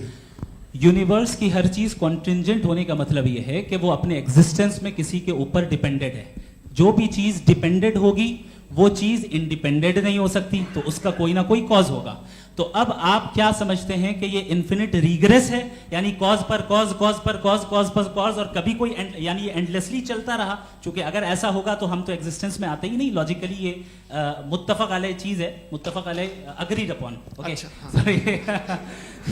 इस पे हमने एग्री किया था कि मुश्किल शब्द आएगा तो अर्थ बताना पड़ेगा। तो इन्फिनिट रीग्रेस तो पॉसिबल नहीं है, तो कहीं ना कहीं आपको रुकना पड़ेगा ऐसे नेसेसरी बीइंग पर। नहीं, कोई ज़रूरत नहीं रुकने की। किसने कहा आप रुकना पड़ेगा? आप रुकते हैं खुदा पे, आप नहीं रुकते। आप कहते हैं वो हमेशा से, जब उस वक्त से है जब वक्त नहीं था। आप कहाँ रुकते हैं कि अब हुआ था वो? आप नहीं कहते। हम क्यों नहीं मान सकते कि यूनिवर्स जो है और बल्कि मल्टीवर्सेस जो है वो हमेशा से हैं, वो बनती है, बिगड़ती है। एक हमारे यहाँ एक चीज़ है ब्लैक होल, वो समेट लेता है वापस, फिर ब्लास्ट होता है, फिर फैल जाता है।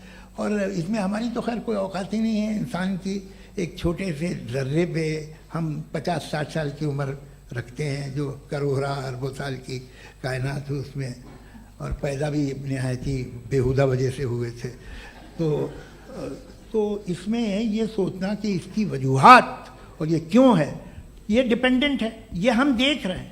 क्या मालूम, आप सोचिए कि ये जो फैल रही है कायनात, ये कहाँ फैल रही है, ये कहाँ जा रही है, और ये फैल क्यों रही है? अरे बना ली थी तुमने, रुको भैया, काफ़ी है। ये फैल क्यों रही है? ये और कौन सी कायनात जिसे मैं दूरबीन से देखता हूँ तो 2 बिलियन लाइट ईयर पे है, उससे मेरा कोई वास्ता ही नहीं है। 2 बिलियन ईयर यानी अगर मैं 80,000 माइल्स पर सेकेंड से चलूं तो 20 करोड़ साल में वहां पहुंच जाऊंगा। इसकी ज़रूरत क्या थी? ये दुनिया, ये कायनात तो इंसान अशरफुल मखलूक़ात के लिए बनाई गई ना। तो ये सब ये टर्म समझ में नहीं आया, इसमें कोई ख़ास समझने वाली बात थी भी नहीं।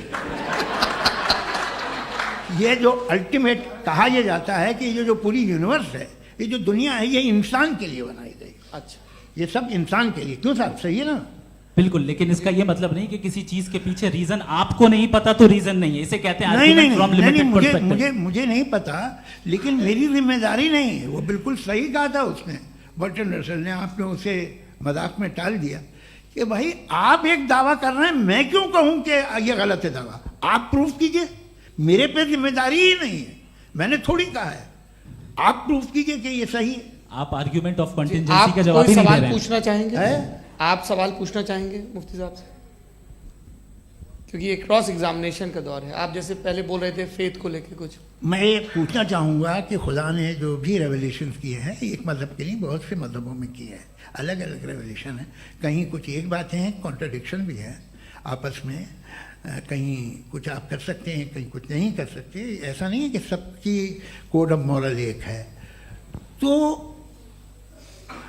ये किस्सा क्या है? अब आप ये देखिए कि मुझे कभी कभी लगता है कि ये जो फुटबॉल फाइनल होता है, लाखों लोग होते हैं, फिर वो टीवी कवर करती, करोड़ों लोग, अगर उसमें खुदा की एक बूमिंग आवाज़ आ जाती, मैं गॉड हूँ, तो सारे लोग अभी सुन लेते और टीवी पे भी सुन लेते, किस्सा खत्म होता। ये इतनी राजदारी क्या है कि तुम सामने कुछ तो सबूत दे दो हमें सॉलिड।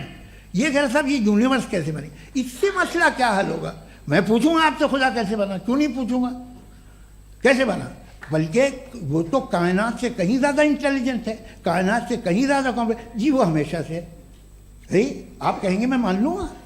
अच्छा, दोयम वो कादिर मुतलक, यानी कादिर मुतलक का मतलब ओमनीपोटेंट, वो जो चाहे कर सकता है। आपको नौकरी दिलवा सकता है, आपकी अच्छी जगह शादी करवा सकता है, आपके पड़ोसी का मुकदमा हरवा सकता है, आपको जिता सकता है, सब काम करता है। थोड़ा सा माइक क्लोज जी। वो इस दुनिया को चला कैसे रहा है? ये दुनिया कैसे चल रही है? आपको इस पर हैरत नहीं होती? या क़यामत के बाद कभी एक जस्टिस होगा, जब ये बच्चा मर चुका होगा जिसकी धज्जियाँ उड़ गई बम से, इसको इंसाफ मिलेगा तब? अच्छा, अब जवाब दूं? हाँ जी जी। मैं इसीलिए आप की तरफ सबसे पहले आपने रेवलेशन और स्क्रिप्चर्स की बात की, इस पे मैं बात कर सकता हूं लेकिन आज नहीं करूंगा चूंकि वक्त कम है, कभी और इस पे डिस्कस करेंगे। मैं तैयार हूं उस पे भी बात करने के लिए। ये क्योंकि अभी हमारा से topic- राउंड 2 की भूमिका तय हो रही है। Does God exist round 2? जी, चूंकि आज गॉड के एग्जिस्टेंस पे बात है तो मैं उसी के रिलेटेड जो है आपके सवालात को एंटरटेन भी करूंगा और मैं भी पूछूंगा।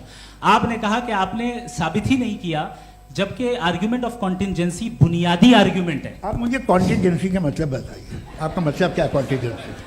कॉन्टिजेंसी का मतलब यह हुआ कि हर वो वजूद जो किसी भी चीज का पाबंद है, हर वो वजूद या हर वो चीज जो अपने एग्जिस्टेंस में किसी भी चीज के पाबंद है और उससे बाउंड है, उसको उसकी जरूरत है, उस पर डिपेंड करती है, तो जाहिर सी बात है कि उसका कोई ना कोई कॉज होता है। ये तो अक्ल की बात है, ये आप रीजनिंग की बात करते हैं, मैं वही कर रहा हूं। दूसरी चीज आपने ये बात कही कि इतने बिलियन लाइट ईयर्स दूर है, उसका मेरा क्या लेना देना। फिर मेरे ख्याल से आपको ये नहीं कहना चाहिए I think therefore I am an atheist. आपको सोचना चाहिए, सिर्फ आप एक लिमिटेड दायरे में रहकर नहीं सोचें बल्कि बाहर निकलकर सोचें। आपने तीसरा सवाल किया, आपने सर, 2-3 सवाल एक साथ किए। ऐसी बातें ना कीजिए, कुछ लोगों को इतराज हो जाएगा आप पे कि आप कुछ भी सोचिए। ये इजाजत आपको है नहीं, मुझे है।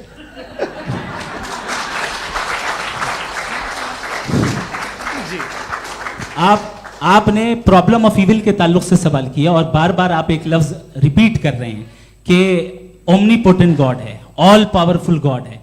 यही तो दरअसल समझना है कि गॉड का कॉन्सेप्ट क्या है। प्रॉब्लम ऑफ इविल जो है, प्रॉब्लम ऑफ इविल दर हकीकत 2 असम्पशंस पर कायम है। अगर आप इन 2 असम्पशंस को समझ जाएं तो ये प्रॉब्लम नहीं रहेगी, आर्ग्यूमेंट आपको समझ में आ जाएगी कि ये कोलैप्स कर जाता है। पॉइंट नंबर 1, यानी जो आपका सबसे पहला फॉल्स असम्पशन है कि गॉड मर्सीफुल है, ओमनीपोटेंट है, दुनिया में जुल्म हो रहा है। लेकिन आपको यह समझना चाहिए कि हमारे वर्ल्ड व्यू के मुताबिक गॉड सिर्फ ओमनीपोटेंट और सिर्फ मर्सीफुल नहीं है, बल्कि वो ऑल वाइज भी है और वो ऑल नोइंग भी है। उसके हर काम के पीछे हिकमत और विजडम है। ये कोई जरूरी नहीं है कि वो हिकमत और विजडम आपको समझ में आए या मुझे समझ में आए।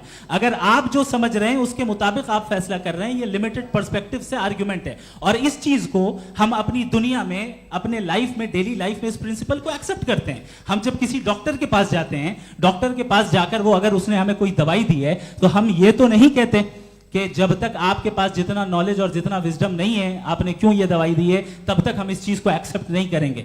नहीं कहते, हम उसकी अथॉरिटी को तस्लीम करते हैं। क्यों? क्योंकि उसकी हम जानते हैं कि वो नॉलेजेबल है, वो विजडम वाला है, हमसे ज्यादा नॉलेज और हमसे ज्यादा विजडम है। बताएं सर। मैंने डॉक्टर में और खुदा में बड़ा डिफरेंस है।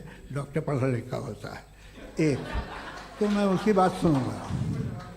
2 ये नहीं कुछ जवाब तो ये भी नहीं है सर आप प्लीज, भी आ आप जाइए, अगर चलिए। सब ऑडियंस से बोलने लगेंगे तो हाँ। फिर मतलब नहीं सिविलाइज्ड बहस का। मतलब आप ये कहें कि चूंकि आप डॉक्टर पे बिलीव करते हैं इसलिए खुदा पे बिलीव कीजिए, क्या ये मिसाल आपको समझाने के लिए। आर्ग्यूमेंट है, इस पे आपको एतराज नहीं है। तो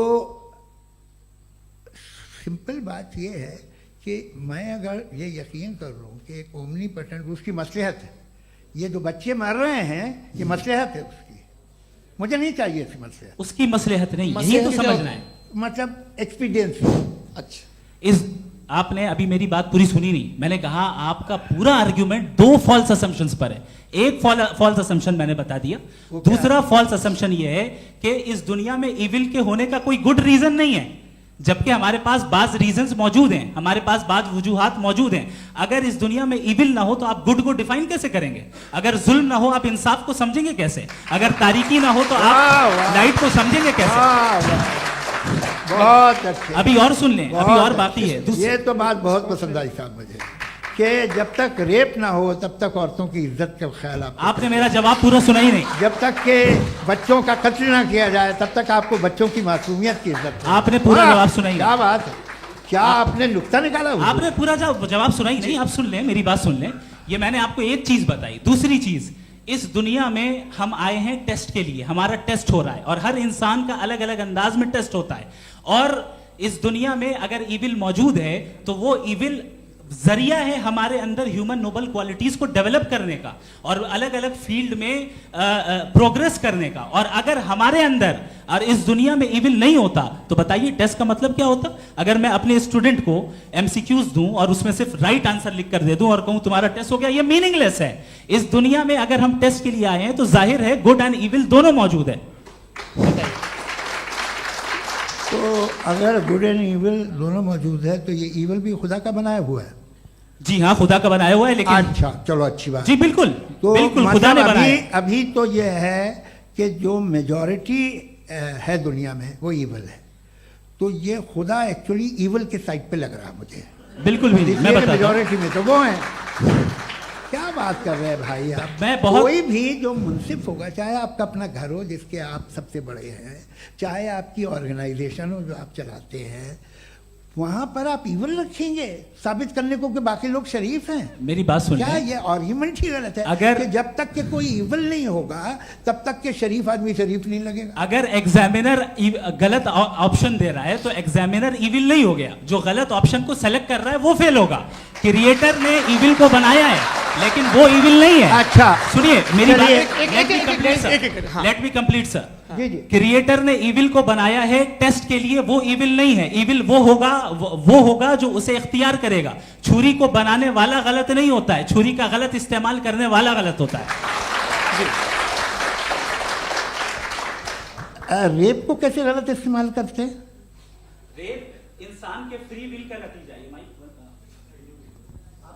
ये रेप कैसे गलत इस्तेमाल होता है? ये मुझे अब सुन लें, अब सुन लें। गलत इस्तेमाल होता हाँ मैं बता रहा हूँ रेप कैसे गलत ना, मैं बता रहा हूँ जी। कि जो इविल इस दुनिया में मौजूद है उसके कई सारे तरीके हैं। एक तरीका इंसान का अपना फ्री विल है। अब अगर कोई रेपिस्ट रेप कर रहा है तो इसका गॉड का कसूर नहीं है, वो अपने फ्री विल का गलत इस्तेमाल कर रहा है, उसको सजा मिलनी चाहिए। अच्छा। और उसी के लिए जहन्नम बनाई गई है। ये फ्री विल का भी बड़ा चक्कर।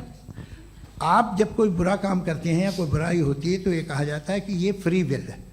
7 billion free wills are moving on this planet. 7 billion free will. और एक आदमी अपनी फ्री विल से मुझे कत्ल कर दे तो मैं खुदा की मर्जी से मरा हूं कि इसकी फ्री विल की वजह से?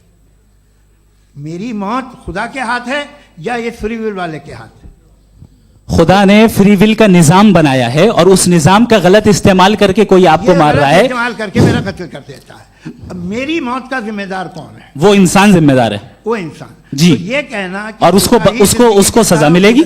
तो अब आप आगे चलिए कि ये तय करना कि अल्लाह ही या खुदा, सॉरी अल्लाह ने, खुदा ही जिंदगी देता है, खुदा ही मौत देता है, ये गलत है। बिल्कुल गलत नहीं है। हाँ, नहीं, निजाम उसी ने बनाया फ्री अरे विल का। भाई, एक- निजाम मौत और एक- हयात का उसी ने बनाया। Now you are contradicting yourself। अभी आपने कहा कि एक आदमी ने फ्री विल से आपको मार दिया। इसमें उसे फ्री विल दी गई थी, उसने गलत इस्तेमाल किया। 7 billion free wills are moving on this planet और आप चाह रहे हैं कि मैं सिर्फ खुदा का ध्यान करूं। ये 7 बिलियन फ्री विल्स को मुझे लुक आफ्टर करना पड़ेगा कि नहीं? ये तो तबाहियां कर रही हैं और तबाहियां ज़्यादा हो रही हैं। बिल्कुल। तो अगर आप बताएं अगर खुदा नहीं है फॉर एग्जाम्पल, हाँ। तो आप इविल को कैसे डिसाइड करेंगे? यानी how can you define evil objectively without God? देखिए दुनिया में 2 तरह के जानवर हैं। एक जो अकेले रहते हैं जंगल में और एक जो ग्रुप्स में रहते हैं। ग्रुप में जो भी रहेगा, चाहे वो आपका फाउंडेशन हो, चाहे कोई क्लब हो, चाहे कोई पॉलिटिकल पार्टी हो, चाहे कोई यूनिट हो, उसमें आपको इंटरैक्ट करने के रूल बनाने पड़ेंगे। यानी लोग तय करेंगे। लोग तय करेंगे। अगर लोगों ने यह तय किया कि किसी का रेप करना सही है, आप जस्टिफाई करेंगे? नहीं, लोग आपका फाउंडेशन तो ये हो गया ना कि लोग इविल डिसाइड दुनिया करेंगे। में- नहीं, अरे दुनिया में ऐसे ग्रुप्स हैं जो रेप को जायज़ मानते हैं सर्टन हालात में। मैं डिटेल में नहीं जानूंगा, आप भी जानते हैं। ये जो आईसिस वाले थे इन्होंने क्या किया था, तो उन्होंने क्या किया उसका खुदा से कोई ताल्लुक नहीं है सर। मैंने सिंपल सवाल किया कि इविल को आप डिफाइन करते चलिए, कैसे चलिए, हैं? आइए वापस आइए। जी। आप साथ में तभी रह सकते हैं जब कुछ आप ऐसे उसूल डेवलप करें जिसमें हर एक का बेसिक तहफ़्फ़ुज़, हर एक का बेसिक राइट हो और हर एक को कोई आराम मिले। यही तरीक़ा है किसी भी ऑर्गेनाइजेशन जिसमें एक से ज़्यादा लोग हैं और वो ऐसे चलती है ज़िंदगी। उसमें अगर आप गड़बड़ करेंगे तो तबाही होगी, नुकसान होगा, बर्बादियाँ आएंगी। और अगर उसमें आप घर ले लीजिए ना, एक हस्बैंड है, एक वाइफ है, बच्चे हैं, वालदा भी हैं, 2 बहनें भी हैं, एक भाई भी है। अब इसमें कोई निज़ाम आपको चाहिए साथ में रहने का, और एक दूसरे पे भरोसा रहे, एक दूसरे के बहीख्वाह हों, एक दूसरे की मदद करें, ऐसी जिंदगी। सर आपकी बात आ गई, आप ये कह रहे हैं कि लोग डिसाइड करेंगे क्या सही है क्या गलत है, यही है मेजॉरिटी डिसाइड करेगी क्या सही है क्या गलत है? अरे भाई बिल्कुल। मेजॉरिटी अगर ये कहे कि नाजी जर्मनी के साथ जिस तरह मेजॉरिटी थी कि जेनोसाइड करना सही है, आप जस्टिफाई करेंगे? उस वक्त आपका ये सवाल सिर्फ उसके बाद क्लोजिंग। हाँ, उस वक्त प्लेनेट पे जो लोग थे, हाँ। उनमें कितने लोग हिटलर को सही समझते? अच्छा, प्लेनेट की मेजॉरिटी तय करेगी सोसाइटी की नहीं, प्लेनेट की मेजॉरिटी गॉड के एग्जिस्टेंस को सही मानती है, आप क्यों नहीं मानते? ये हेलो हेलो हेलो, ये क्रॉस क्वेश्चन का राउंड यहाँ पर समाप्त होता है। और ये बड़ा अच्छा है कि इस तरह से फ्रेगमेंट कर दिया गया है ताकि जो मरकरी ऊपर जा रहा है नीचे जवाब आ दे जाए। दूं। जी, प्लेनेट की ज़्यादातर मेजॉरिटी कुछ दूसरे मजहबों के खुदा को मानती है।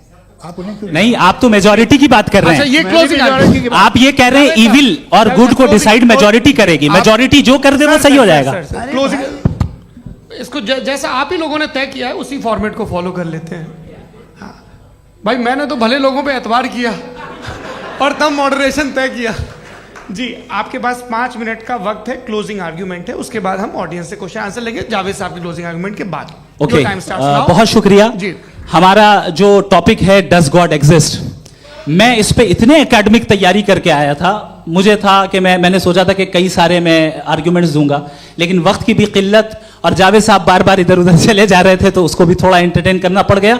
डज गॉड एग्जिस्ट पे मैं एक ही आर्ग्यूमेंट दे पाया, आर्ग्यूमेंट्स बहुत हैं और डेफिनेटिव आर्ग्यूमेंट्स हैं, और मेरे आर्ग्यूमेंट को किसी एक राउंड में भी इन्होंने एंटरटेन नहीं किया और रेफ्यूट नहीं किया, एक राउंड में भी नहीं, एक राउंड में भी नहीं, कौन सा? और ना ही अभी आपका क्लोजिंग आर्ग्यूमेंट आएगा नहीं, वो उसमें। बता देना। Argument of contingency sir. अरे मैं आपसे कई बार कह चुका हूँ कंटीजेंसी का मतलब अब मैं कैसे सर, समझाऊं प्लीज, आपको और आपस में, हाँ, आप और प्लीज, कितने प्लीज, आसानी से समझाऊं मैं, मुझे तो नहीं समझ में आ रहा है बस। आप अपनी- argument sir, of contingency Urdu में बोल सकते हैं।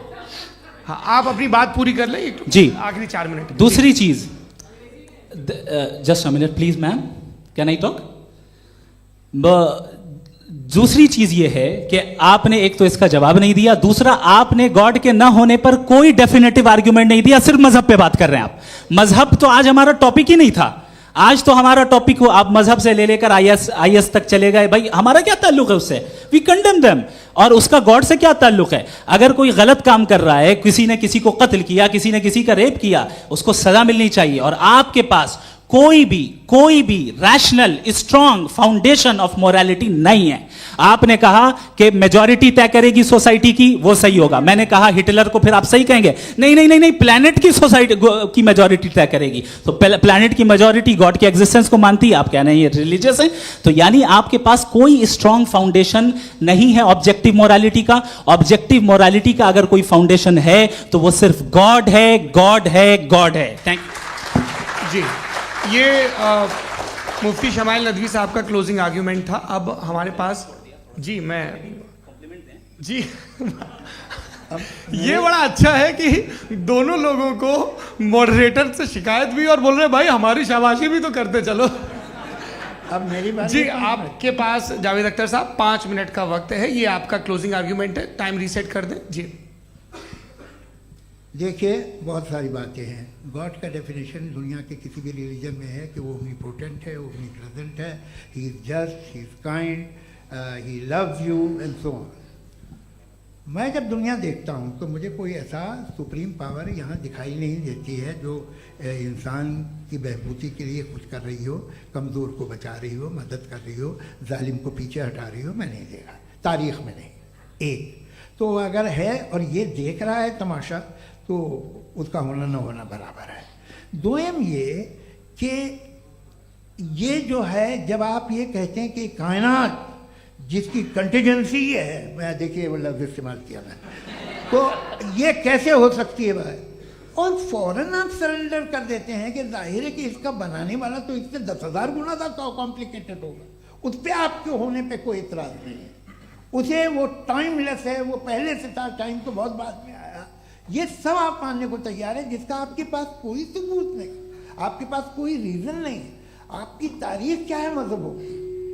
बिलीफ की, जो खुदाओं का बिलीफ है, ये कॉन्स्टेंटली गलत साबित होता रहा है। मतलब आप कहें कि अरिस्टोटल के ज़माने में तो सब जाहिल थे, वो भी इतने ही यकीन से खुदा पे यकीन रखते थे, जो अब नहीं रहा। ये भी नहीं रहेगा, आप लिख लीजिए। और इसके आसार आपको दुनिया में दिखाई देना शुरू हो चुके हैं।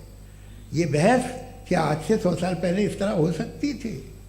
यहाँ तक तो आपको हम ले आए हैं। तो सर अरे इनको मदद की ज़रूरत नहीं भाई, ये सेल्फ सफिशिएंट आदमी है, आप क्यों इनकी मदद कर रहे हैं? Sir please. तो ये जो है तमाम बातें अपनी जगह हैं। ये एक पैकेज है। आप अकेले, कोई आदमी ऐसा नहीं जो सिर्फ गॉड को मानता हो, उसके साथ बहुत पैराफर्नेलिया आता है, अलग अलग पैराफर्नेलिया आते हैं। They have always created chaos in the society. मैं तो आपको सीधा ऑफर देता हूँ कि दुनिया में 10 इम्पॉर्टेंट बिलीव्स हैं।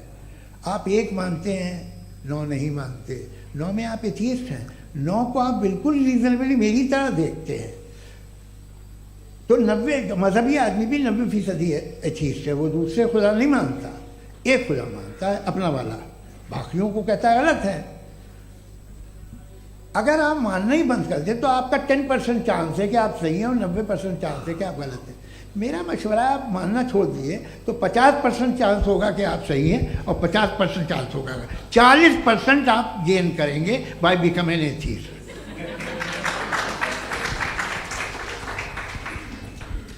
ये एक फरसूदा ख्याल है, ये ख़त्म हो रहा है। हो सकता है मेरी ज़िंदगी में ना हो, लेकिन ये हो जाएगा।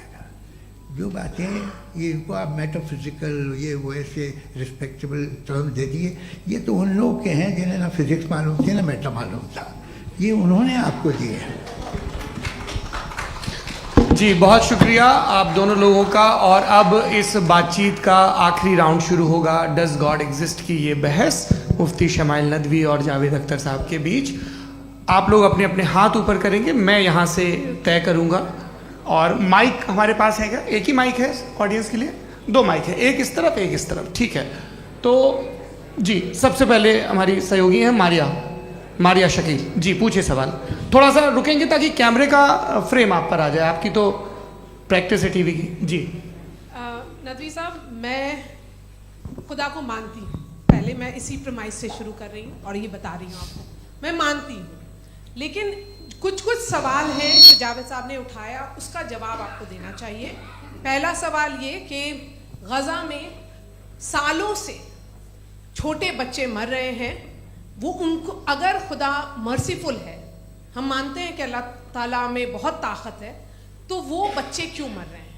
दूसरी बात ये कि अगर कंटिजेंसी की जो आप बात करते हैं, पूरे मुस्लिम ममालिक मिल करके भी उन गज़ा के बच्चों को क्यों नहीं बचा पा रहे हैं? क्योंकि अगर वो चाहते, क्योंकि अल्लाह ताला उन पर हुकूमत करते हैं, सब पर हुकूमत करते हैं, तो वो उनको क्यों नहीं बचा? जी थैंक यू वेरी मच।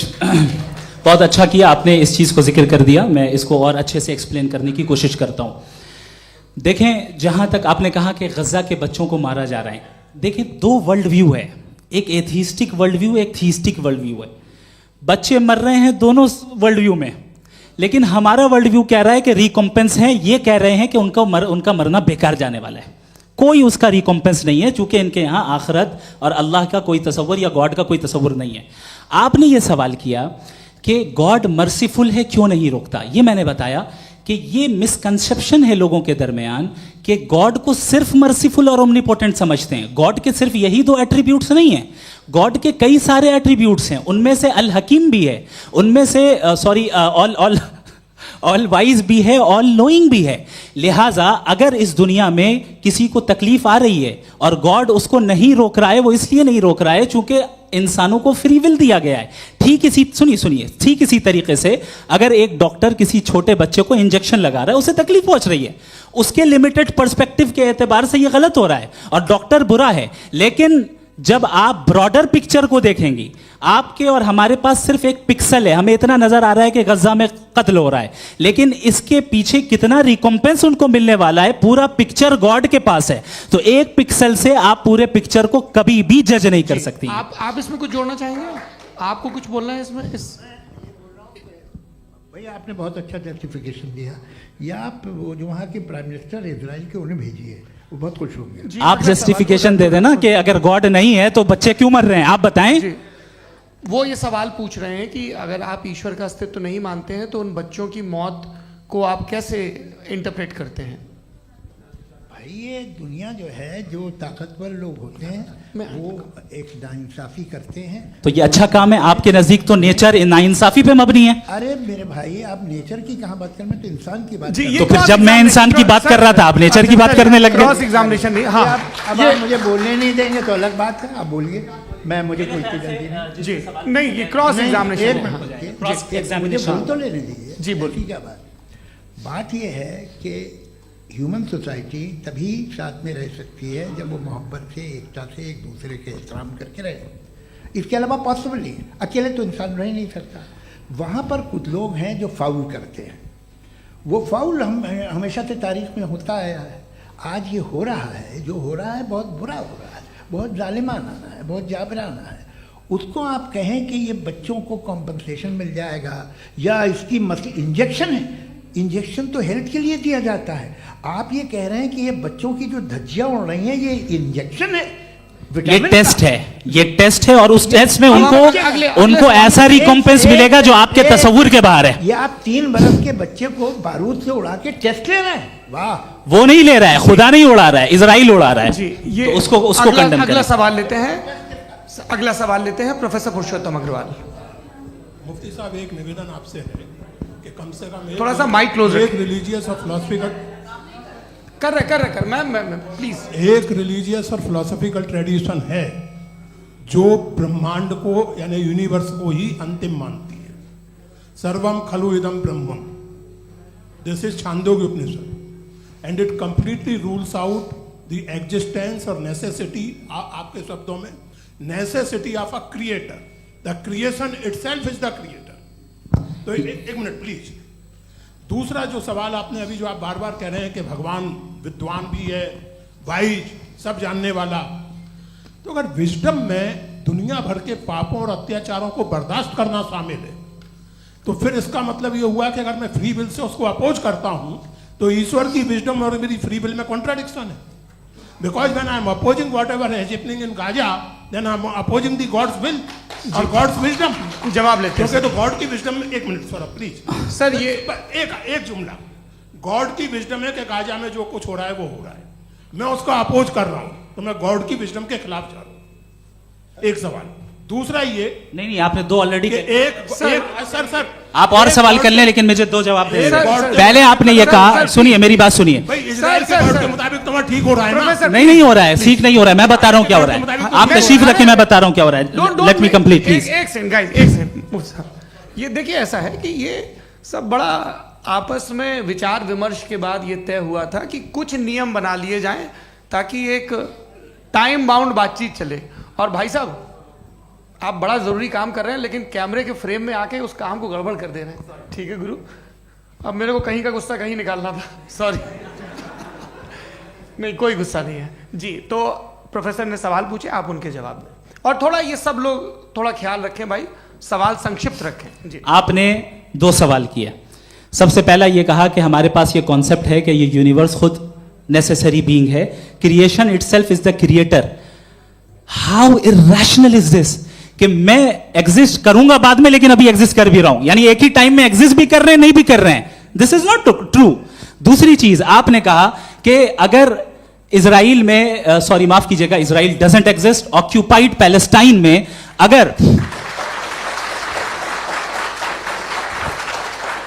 अगर ऑक्यूपाइड पैलेस्टाइन में बच्चों को मारा जा रहा है फ्री विल की वजह से और गॉड नहीं रोक रहा, ये कॉन्ट्रडिक्शन है। ये बताइए कि एक एग्जाम में एक बच्चा गलत आंसर लिख रहा है, सुनिए, एग्जामिनर चाहे तो रोक सकता है, क्यों नहीं रोक रहा है?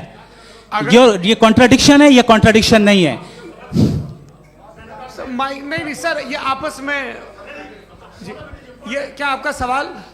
माइक दीजिए। फ्री विल दिया गया है टेस्ट के लिए, अकाउंटेबिलिटी के लिए। अगर फ्री विल नहीं होता तो आप कहते हैं हमें रोबोट बना दिया गया। नॉट मिसरिप्रेजेंट माय पोजीशन, आपकी जो भी पोजीशन, मैं अपनी फ्री विल के नाते अपने ह्यूमन विजडम के नाते गाजा में हो रही अत्याचार का विरोध करता हूँ। बिल्कुल करना चाहिए। आपके हिसाब से मैं गॉड की विजडम का विरोध कर रहा हूँ? बिल्कुल नहीं, समाज हो रहा है गॉड की बिल्कुल भी नहीं, बिल्कुल भी नहीं।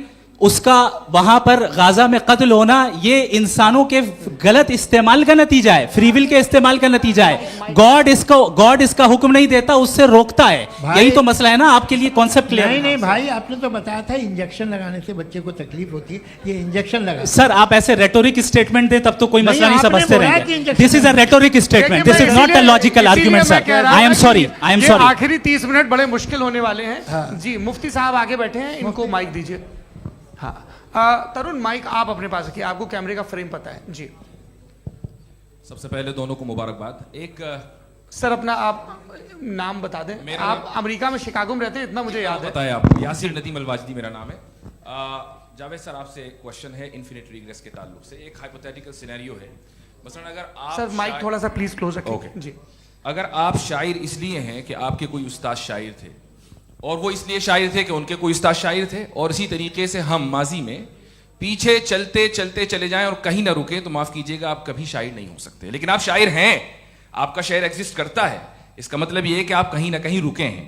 तो मेरा सवाल ये है कि क्या आप इन्फिनिट रिग्रेस ऑफ कॉजेस को लॉजिकल फैलेसी मानते हैं या नहीं मानते? हाँ या ना?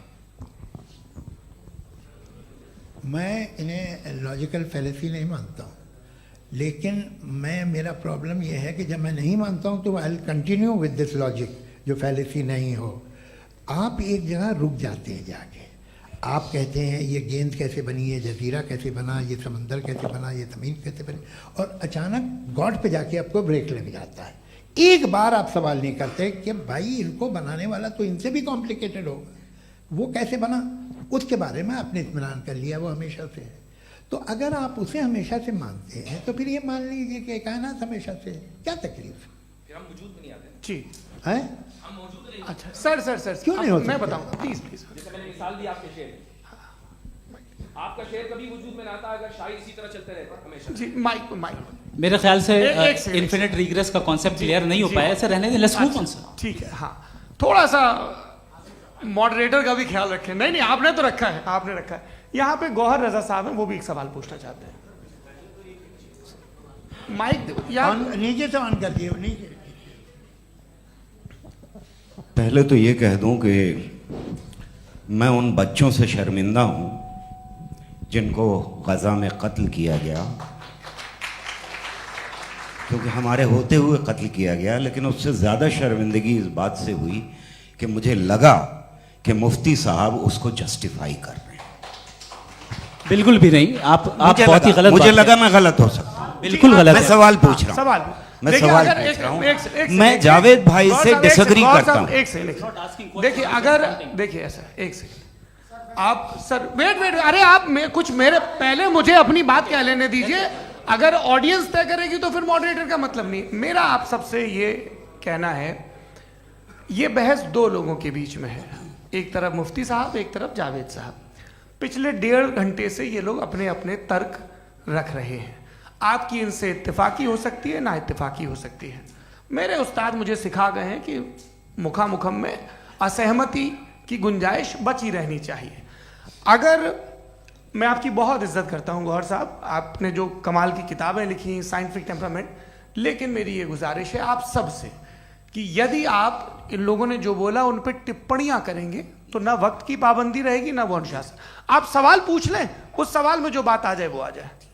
मैं जावेद साहब से डिसएग्री करता हूं, इसलिए जावेद साहब से सवाल पूछ रहा हूं। आपका सवाल जावेद अख्तर साहब से। और सवाल ये है मेरा कि जावेद साहब ने कई बार लॉजिक का इस्तेमाल किया कि साइंस में लॉजिक है और रिलीजन में लॉजिक नहीं है। मेरा ख्याल ये है कि रिलीजन में भी लॉजिक है, लेकिन उस लॉजिक की बेसिस ये है कि आप रुक जाते हैं, जिसका जिक्र जावेद साहब ने बार बार किया, यानी खुदा के तसव्वुर पे आते हुए, गॉड के तसव्वुर पे आते हुए रुक जाते हैं। और इसमें सवाल पूछना मतलब फॉरबिडन होता है। सवाल यह है कि क्या जावेद साहब इससे एग्री करते हैं कि साइंस की लॉजिक अलग है और रिलीजन की लॉजिक अलग है? बताइए सर। देखिए 3 चीज़ें हैं, साइंस है, एक है मंतिक है, इस्तिदलाल है, और एक जो है कुछ भी नहीं है, फेथ है, अकीदा है। मैं अकीदे की लॉजिक का कायल नहीं हूँ। मुझे आप इस्तिदलाल से, लॉजिक से, रीज़न से समझाइए, मैं मानने को तैयार हूँ, मेरा क्या नुकसान होगा। लेकिन ये कि अकीदे पे मैं नहीं जा सकता हूँ। अकीदे का मतलब है कि तुम ये मान लो, सवाल ना करो, ये नहीं। आप सारी बातें करके, बड़ी साइंटिफिक बातें करके एक जगह जाके खुदा के हुदूद पे रुक जाते हैं, सरेंडर कर देते हैं। मैं सरेंडर करने को तैयार नहीं। That's all. जी, ये आगे सर बैठे हुए हैं, इनको माइक दीजिए। भाई वो आप पूछना चाह रहे थे ना भाई? हाँ, नहीं मैं ये, थैंक यू। जी, आपका नाम? आसिम इफ्तिखार। आसिम जी, पूछिए। सर, जावेद सर से सवाल है कि आपने अपने क्लोजिंग माइक थोड़ा करीब रखिए। अपने क्लोजिंग स्टेटमेंट में ये बात कही थी कि मज़हब का जो फ्यूचर है वो ज़्यादा दिन नहीं जाने वाला है, लेकिन मैं देख पा रहा हूँ कि जो ऑक्सफोर्ड यूनिवर्सिटी की एक स्टडी है 2011 में हुई है, जिसके 50 एकेडमिशियंस ने इसको अंजाम दिया था, उसमें वो ये कहते हैं कि जो फेथ इन गॉड है वो इनबिल्ट है ह्यूमन नेचर के अंदर, जिसको हम कहते हैं फितरत के अंदर शामिल है वो। और वो ये कहते हैं कि अगर कोई ये समझता है कि मज़हब को वो ख़त्म कर देगा तो ये उसकी गलत फहमी है। तो आप इसके बारे में, इस स्टडीज़ के बारे में क्या कहते हैं? ठीक है, मैं उनसे एग्री नहीं करता हूँ। वो कौन से प्रोफेसर होंगे? ऐसा उनके क्या पास डेटा है, इन्होंने डेटा के बेस होगा। डेटा क्या हो सकता है? फ्यूचर का डेटा तो नहीं हो सकता ना उनके पास, प्रेजेंट का डेटा हो सकता है। डेटा आपने सुना 100 साल पहले का बाद का डेटा? मैंने तो नहीं सुना आज तक। तो आज उनकी ये राय है और होगी राय, ठीक है। दुनिया में तरह तरह की राय है लोग, लेकिन मैं समझता हूँ कि वक्त के साथ इंसान ज़्यादा से ज़्यादा रीजनेबल और लॉजिकल होता जा रहा है। आज आप देखिए वेस्टर्न यूरोप में क्या परसेंटेज है नॉन बिलीवर्स की, बहुत हाई। वहाँ चर्च खाली पड़े होते हैं। तो अल्टीमेटली तो इंसान कोई ऐसी बात बहुत अरसे तक नहीं मान सकेगा, चाहे गलत या सही, जो उसे, उसके दिमाग को, उसके जहन को, उसकी लॉजिक को अपील न करे। वो कह रहे हैं तो ऑक्सफोर्ड के होंगे तो कैम्ब्रिज के होंगे, तो मुझे क्या लेना देना। उनका डेटा मुस्तकबिल का नहीं हो सकता है। जी, दीपक, हाँ पूछिए। मैं आऊँगा, अभी पीछे की साइड भी आऊँगा, माइक वहीं भेजूंगा 2-3 साल के लिए। जी जावेद साहब, आपसे सवाल है। नमस्ते। अरे भाई सर, अगर आप ही लोग तय करना है तो फिर 200 लोग तय कर लें। ये एक साहब नहीं sir, please don't do this sir. Sir, everybody has a right sir, but we can only take selected questions. No sir, ये यंग लोग भी हैं तो इनकी ये अब उतने सुनिए। यंग, भाई आप यंग हैं कि नहीं हैं? एक मिनट, वो कह रहे हैं वो भी आइए, यंग हैं पूछ रहे हैं ना साहब। भाई। आप उनकी नौजवानी पर दावा उनको ही करने थे। हाँ मुफ्ती साहब, आप यंग, हाँ पूछिए। अरे भैया सर, मेरा सवाल ये है। कुछ इनसे भी तो पूछो। जी हाँ, नहीं, बस आपसे एक सवाल है। जैसे थीस्टों के पास अपने जो ईश्वर को मानते हैं, उनके पास अपने सोशल गेट टुगेदर्स हैं। 5 रोज़ा क्रिसमस आने वाला है, होली है, दिवाली है, ईद है। एथिस्ट क्या ऑफर कर रहे हैं? मतलब मैं इनकी दुकान से बोलूं, मैं आना चाहता हूं उस तरफ, पर मैं अट्रैक्ट नहीं हो पा रहा हूं। मैं सोशल गेट टुगेदर्स क्या है आपके पास? वो ये कह रहे हैं कि जो धार्मिक लोग हैं, अलग अलग धर्म के लोग, उनके उत्सव त्योहार, कॉन्ग्रीगेशन बहुत हैं। अब आपको मैं एक सुनाता हूँ, यहाँ हिस्टोरियन भी बैठे हैं। मृदुला जी, आप बताइएगा सही है कि नहीं। ये एक कॉन्स्टेंटाइन, एक ग्रीक रोमन बादशाह था, जो क्रिश्चियनिटी आने के 400 साल बाद उसने डिसाइड किया कि मैं क्रिश्चियन हो जाऊंगा, मेरी पूरी स्टेट कैंसिल हो जाएगी। उस ज़माने में ऐसे ही होता था, राजा जो धर्म इख्तियार करता था वो जनता भी कर लेती थी। इसलिए कि वो हो गया था बैंकक्रप्ट, और उसे जो मेडिटेरियन कोस्ट के रिच क्रिश्चियन वो थे मर्चेंट, उससे पैसा चाहिए था। तो उसने कहा यार क्रिश्चियन हो जाओ। तो उसने अपने वजीर से कहा कि भाई ये हिस्ट्री है कि अब हम लोग क्रिश्चियन हो जाते हैं। पहले सर हो जाएंगे, कोई प्रॉब्लम नहीं है, लेकिन एक प्रॉब्लम ये है कि 17 दिसंबर से 25 दिसंबर तक जो पेगन फेस्टिवल होता, जो पेगन जो फेस्टिवल होता है वो बंद हो जाएगा, इसलिए कि हम क्रिश्चियन हो गए तो होगा नहीं। तो वो बच्चों को बहुत बुरा लगेगा, पब्लिक को बहुत इंजॉय करते हैं, खासतौर से 25 को मेन डे। उसने कहा हाँ ये तो सही कह रहे हो। ये जीसस क्राइस्ट की पैदाइश कब थी? कहते साहब वो अप्रैल में थी। नहीं, कट करो, वो 25 दिसंबर को है। यह हकीकत है जी। और 400 साल बाद क्रिश्चियनिटी के अप्रैल से दिसंबर ले आए, और इसलिए कि यहाँ पेगन फेस्टिवल होता था। अब मनाते हैं आप आराम से। ये जो सारे फेस्टिवल हैं ये रिलीजन से, हर एक को एक इंटरटेनमेंट डिपार्टमेंट चाहिए होता है अपनी कंपनी चलाने के लिए। तो ये रिलीजन नहीं, ये सेकुलर त्योहार थे जिन्हें रिलीजन्स ने ले लिया है। ये मौसम के थे, फसलों के थे, किसानों के थे, उसको आपने लेके रिलीजियस रंग दे दिया। ये कोई रिलीजन से थोड़ी आए हैं आप। अच्छा हमें देखिए, हम तो मुल्द हैं, हम ईद मनाते हैं, हम दिवाली मनाते हैं, हम होली मनाते हैं, हम क्रिसमस मनाते हैं। बम्बई की फिल्म इंडस्ट्री की सबसे बड़ी होली हमारे घर में, सबसे बड़ी ईद हमारे घर में। वो हमारी सोशल वो है, हमारा हेरिटेज है। ऐसा थोड़ी है कि we will throw the baby along with the water. ये तो अच्छी चीज़ है, इन्हें रखो, जो बेकार है फेंक दो। जी हाँ। हेलो जी, मेरा सवाल नादवी जी से है। जैसा कि आपने बोला कि गॉड टाइम के भी परे हैं और गॉड इतनी कॉम्प्लेक्स चीज़ है कि उसे ह्यूमन माइंड समझ नहीं सकता, और गॉड ने अर्थ पे फ्री विल भी दे दी है, तो आप अपना वक्त ज़ाया क्यों कर रहे हैं गॉड के बारे में बात करके? अपन को तो बात करनी चाहिए कि सोसाइटी को बेहतर कैसे करें। जी, मैं गॉड वही बताता है सोसाइटी को कैसे बेहतर करें। अभी मैं आपका जवाब देता हूँ। आपने कहा कि टाइम पे वो एग्जिस्ट नहीं करता, सो मेरा सवाल ये है कि जैसा आपने बोला कि गॉड बहुत ही कॉम्प्लेक्स चीज है, मैंने कहा ही नहीं कि कॉम्प्लेक्स है, तो आपके अल्फाज हैं। कॉम्प्लेक्स का लफ्ज गॉड के लिए सुइटेबल नहीं है। क्यों? क्योंकि कॉम्प्लेक्स वो चीजें होती हैं जो ऑब्जेक्ट हो। God is not an object जिसको आप इंस्ट्रूमेंट के जरिए लेबोरेटरी में जाके टेस्ट करें, oh it's very complex. No, वो कोई कार का इंजन नहीं है। वो फिलोसॉफिकली नेसेसरी बीइंग ऐसी बीइंग है जो सिंपल बीइंग है। हाँ, आप उसको मुकम्मल तौर पे उसकी तमाम हिकमतों को जान ले और हर चीज को जान ले, ये पॉसिबल नहीं है, क्योंकि वो ऑल वाइज है, आप ऑल वाइज नहीं है, और वो खुदा है, वो आपको सारी चीजें बता दे, ये जरूरी नहीं। मेरा सवाल ये नहीं था। मेरा सवाल ये था कि जब गॉड इतना परे है इस दुनिया से कि उसने अर्थ पे फ्री विल भी दी है, हम सब ह्यूमंस की फ्री विल है, और जो सोसाइटी में हो रहा है वो अपन लोग डिसाइड करेंगे, तो अपन लोग डिसाइड नहीं करेंगे ना, अपन लोग डिसाइड नहीं करेंगे। गॉड जो है, गॉड ने वो उसकी जात, उसकी एग्जिस्टेंस टाइम एंड स्पेस से परे है, लेकिन वो हमारा टेस्ट ले रहा है, और उसी गॉड ने हमें बताया कि तुम्हें क्या करना है क्या नहीं करना है, तो जाहिर है उस गॉड की बात सुनेंगे ना हम। जी, वो पीछे एक चश्मा लगाया जो मैम खड़ी हैं, उनको दीजिए। हाँ आप जी जी बिल्कुल आएंगे। देखिए मैं कोशिश कर रहा हूँ सब तरफ जाने की। हाँ उनको दीजिए माइक। जी हेलो सर, मैं ओमनी प्रेजेंट नहीं हूँ, टाइम पाबंद हूँ, और जहां तक कोशिश कर सकता हूँ करूंगा। जी अपना नाम बताइए। मेरा नाम उर्सुला है, मैं दिल्ली यूनिवर्सिटी की एक स्टूडेंट हूँ और मैं स्टूडेंट फेडरेशन ऑफ इंडिया से हूँ। मेरा सवाल मुफ्ती जी से है कि इस हॉल के इस कमरे में बैठ के हम लोग रेप की मोरालिटी के बारे में फिलोसफिकली बात तो कर सकते हैं, बट असलियत ये है कि रोज़मर्रा की ज़िंदगी में औरतें रेप के थ्रू गुजरती हैं, और हम लोग सिर्फ नंबर्स पे इस तरह नहीं देख सकते, क्योंकि कितनी औरतें हैं इन कंट्रीज़ में जहाँ पे आप बता रहे हैं कि केसेस कम हैं, जिनका एक्सेस है कि वो जाके केस फाइल कर सकें। कितनी औरतें हैं जो जिनको काम करने की आज़ादी है उन कंट्रीज़ में। यूरोप में ये आज़ादी आ गई, यूरोप में ये रूल्स आ गए, तो हम आज उसके बारे में बात कर पा रहे हैं। जी जवाब।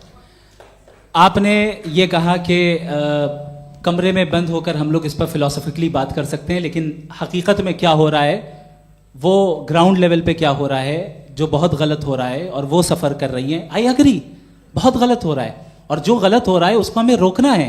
और क्यों रोकना है, वो गलत क्यों है?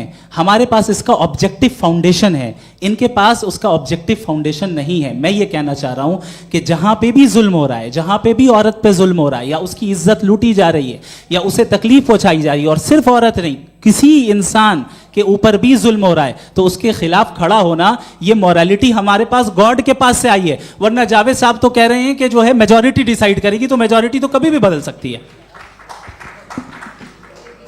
क्या आप हाँ। ये थोड़ी सी आपको गलतफहमी है। मैं अगर मेरे जुमले से ये मदना निकला या मैंने कहा, तो ये जुमला मैं वापस लेता हूँ। ये मेरा मतलब ही नहीं था कि मेजॉरिटी डिसाइड करेगी। मेजॉरिटी डिसाइड करे तो दुनिया में बड़ी, वैसे आपने कहा था ये जुमला। अच्छा हो, मैं मान रहा हूँ, बाद में रिकैप कर लेंगे। अरे एक सेकंड, मैं अपनी एक्सप्लेनेशन देता हूँ।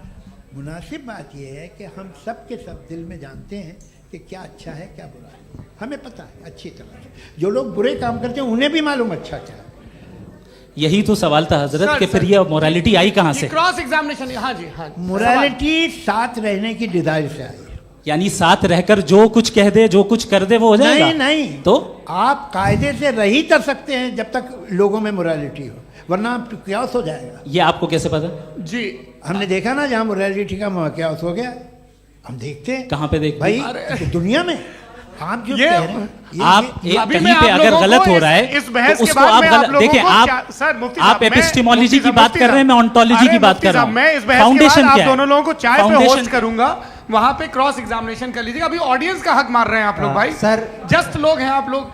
और ये भाई ये हाँ बच्चे- उधर उधर आएंगे, उधर इनको आएंगे। भी। जी सर आएंगे आएंगे। अच्छा सर मेरा नाम लईकुर रहमान है और मैं अलीगढ़ मुस्लिम यूनिवर्सिटी का स्टूडेंट हूँ।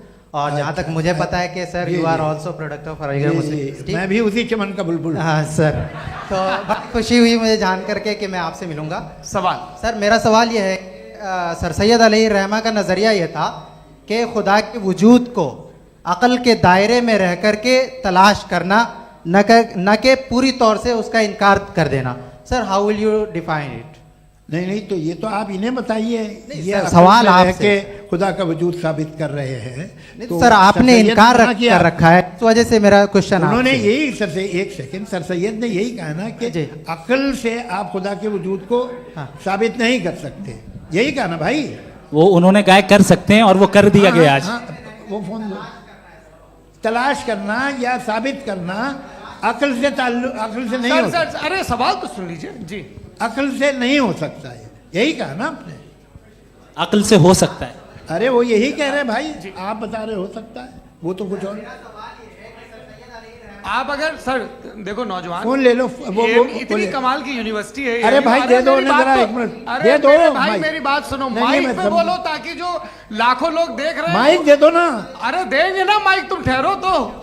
हाँ सर मेरा सवाल ये था कि सर सैयद अलैहि रहमा का एक नज़रिया था अपना कि खुदा का जो वजूद है उसको अक़ल के दायरे में रह करके तलाश करना है, न कि पूरे तौर से इनकार कर देना है। ये उनका कॉन्सेप्ट था। लेकिन मेरा सवाल ये है कि आप इसको कैसे डिफाइन करते हैं, एक्सप्लेन कैसे करेंगे, मैं आपसे जानना चाहता हूँ, क्योंकि you are the product of Aligarh Muslim University. मुझे अकल के दायरे में रख के मैंने बहुत तलाश की, मुझे मिला नहीं। हाँ ये इधर उधर वो चश्मा लगाए जो, हाँ उनको दे दीजिए। जी जी फटाफट पूछिए, बस 5 मिनट है, 5 मिनट में खत्म हो रहा है। हाँ अस्सलाम वालेकुम मुफ्ती साहब। एंड मेरा सवाल जावेद अख्तर साहब से। क्या नाम है आपका? अरे भैया सब मुझे पूछ रहे हो। फैज पूछिए फैज साहब। तो मेरा सवाल ये है कि अभी जो एथियस्ट है वो problem of evil argument use कर रहे हैं अगेंस्ट मुस्लिम्स, राइट? कि इस दुनिया में इतना सारा इविल है और अगेंस्ट मुस्लिम तो यहाँ अगेंस्ट थियस्ट। हाँ थोड़ा सा करेक्ट कर लीजिए भाई। पूरी मशक्कत इसी बात की थी कि किसी एक मजहब पे बात न टिके। जी तो बेसिकली ये आर्ग्यूमेंट ऐसा है कि इस दुनिया में इतना ज़्यादा ईवल एग्जिस्ट करता है और अगर एक ऑल गुड गॉड है तो वो रोकता क्यों नहीं है?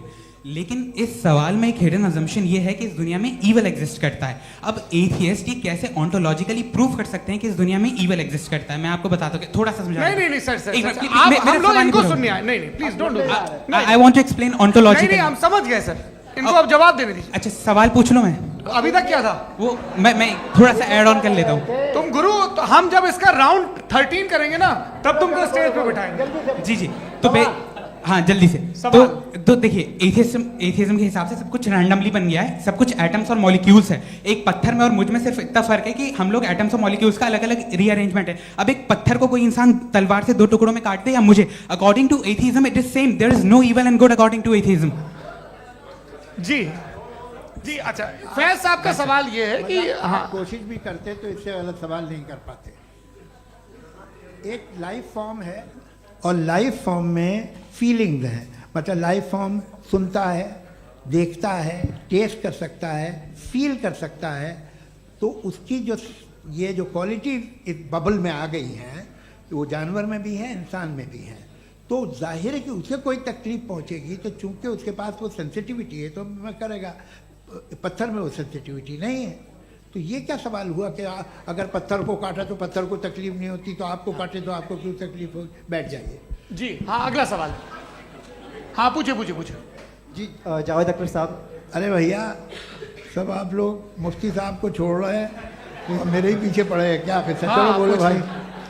You asked how God can exist when children die in Gaza. हाँ you asked how God can exist when children die in Gaza, and you also mentioned the rise of atheism in Europe. But the same events also are leading many atheists and non-believers to turn towards faith. How do you interpret this contradiction, where suffering pushes some away from God, yet brings others closer to belief? देखिए, आपको एक बात बताऊं, दुनिया perfect तो कहीं भी नहीं है, हर जगह कुछ खामियां हैं। बेटा एक मिनट, मैं आप ही को कहेंगे, देखो वो तो कुछ खामियां, कमज़ोरियां, खराबियां सब जगह है। लेकिन अगर देखोगे ईमानदारी से कि दुनिया सबसे ज़्यादा महज़ब कहाँ है, एक आम शहरी को कहाँ हुकूक हासिल हैं, वो बोल सकता है, अपनी मर्ज़ी से काम कर सकता है, अपनी मर्ज़ी से राय दे सकता है, हुकूमत के ख़िलाफ़ बोल सकता है, बरसरे इक़्तिदार लोगों के बारे में बोल सकता है, सरमायादारों के ख़िलाफ़ बोल सकता है। तो आपको ये स्कैंडिनेवियन कंट्रीज़ में मिलेगा, वेस्टर्न यूरोप में मिलेगा। मैं नहीं कह रहा वो परफेक्ट है, बिल्कुल नहीं, वहाँ बहुत ख़राबियाँ भी हैं, परफेक्ट तो कोई। लेकिन जिन जिन मुल्कों में, लैटिन अमेरिका देखो, गल्फ देखो, वहाँ पर आपको ये ज़रूर है कि रेप नहीं होते होंगे। रेप की ज़रूरत क्या है भाई, उसको तो ख़रीद लो, घर में रखो, सड़क पर रेप करने की क्या ज़रूरत है। मगर सुनिए सुनिए सुनिए, मगर हकीकत ये है कि वहाँ शख्सी आज़ादी राय देने की, बोलने की नहीं है। जी, ये एक आखिरी सवाल मुफ्ती साहब से। हाँ मैम, इनको माइक दीजिए। शुक्रिया। मेरा नाम मनीषा है, मैं हरियाणा से आई हूँ। मैं मुफ्ती साहब से एक बात पूछना चाहती हूँ। आप बार बार जावेद साहब को कॉन्ट्राडिक्ट तो कर रहे हैं कि आपने ये कहा, लेकिन आप भी अजम्पशंस के बेसिस पे बात कर रहे हैं। आपने खुदा के होने का कौन सा प्रूफ पेश किया है, खुदा की एग्जिस्टेंस का? अब इस सवाल को अलग रहने दीजिए, कौन एथीस्ट है कौन नहीं है। और दूसरी बात जो आपने एक छोटी सी कही थी कि ये फ्री विल का इस्तेमाल करता है इंसान अपनी, लेकिन इस फ्री विल का इस्तेमाल में मतलब खुदा ने ये दे दी सबको ये इजाज़त कि वो कितना घिनौनापन और कितने ज़्यादा ख़राब से ख़राब तरीके इस्तेमाल कर सकते हैं। जवाब सुनते जी। आप फ्री विल को मानती है ना, या अब कहती है कि फ्री विल नहीं है ना, मानती है ना? तो अब आपके पास इसका कोई एक्सप्लेनेशन नहीं है कि अगर एक इंसान उस फ्री विल का इस्तेमाल करके गलत काम कर रहा है और बच के अच्छी ज़िंदगी गुजार के निकल जा रहा है, उसका कोई रिकम्पेंस नहीं है। हमारे वर्ल्ड व्यू में जो इंसान गलत काम कर रहा है उसको भी रिकम्पेंस यानी उसका बुरा बदला मिलना है, और जो सही काम कर रहा है उसको सही बदला मिलना है। लिहाजा जो फ्री विल है वो इस तरीके से है कि एक लिमिटेड टाइम तक खुदा ने मोहलत दी है। ऐसा नहीं कि छूट दे दी, जो करना है करते रहो हमेशा। वक्त आएगा जब एग्जाम का टाइम खत्म होगा तब रिजल्ट आएगा, दौराने एग्जाम जबरदस्ती आपको नहीं बताया जाएगा। अरे भाई एक सेकंड, जी सवाल मुफ्ती साहब से मेरा, मुफ्ती साहब से जी, रुक जाइए, आपसे फोन, आप इसके बाद आपसे यही रहेंगे वो। हाँ बोलिए। मैं मुफ्ती साहब एक ही सवाल करता हूँ कि अगर जो हो रहा है फ्री विल से हो रहा है और एक दिन बरोज़ क़यामत इंसाफ होगा मैशर में वगैरह वगैरह, तो दुआ क्यों मांगते हैं लोग? दुआ मांगते हैं इसके मतलब है अभी भी उसने ये डिपार्टमेंट रखा है कि मैं रोज़मर्रा की ज़िंदगी में बिल्कुल बिल्कुल ही कैन। तो तुम कैन हो, तुम मुझे नौकरी दिला देते हो, मेरे बेटे को ग्रीन कार्ड दिला देते हो, और 45,000 बच्चे मरते उन्हें रोकते नहीं हो। नहीं तो क्या आप ये कह रहे हैं कि इस दुनिया में जालिमों को कभी पकड़ ही नहीं होती है? अरे जो भी पकड़ होगी वो बच्चे रोते हैं। बिल्कुल, देखिए मैंने अपने ओपनिंग स्टेटमेंट में यही कहा था कि जनाब जावेद साहब सिर्फ इमोशनल आर्गुमेंट देंगे। This is an emotional argument. ये छोटे मोटे इसके पीछे का रीजन मैंने बताया क्या है, इसके पीछे का विजडम क्या है मैंने बताया। मंच से आप लोगों को सज्जनों इसलिए कह रहा हूं ताकि थोड़ा सा आपके कॉन्शियंस पे जोर रहे कि आपको ऑर्डर बचा के रखना है। वक्त तय हुआ था, ये वक्त पूरा हुआ, आपने इतने धैर्यपूर्वक सुना, मैं आप सबका बहुत बहुत शुक्रगुजार हूं। यदि इन दोनों विद्वानों की इच्छा होगी तो कभी हम इस बातचीत का राउंड 2, राउंड 3, यही तो देखिए खूबी है इंसान की कि बहस मुबाहसे में वो पड़ा रहता है। आप लोगों ने बड़े धैर्य का परिचय दिया, बहुत बहुत शुक्रिया। इसी के साथ ये बातचीत यहाँ पे समाप्त होती है। आप लोगों को मैं एक बात बता दूं, ये सारी बहस हो गई, अब मुफ्ती साहब और बड़े मुफ्ती साहब इन साथ के साथ मैं खाना खाने वाला हूँ।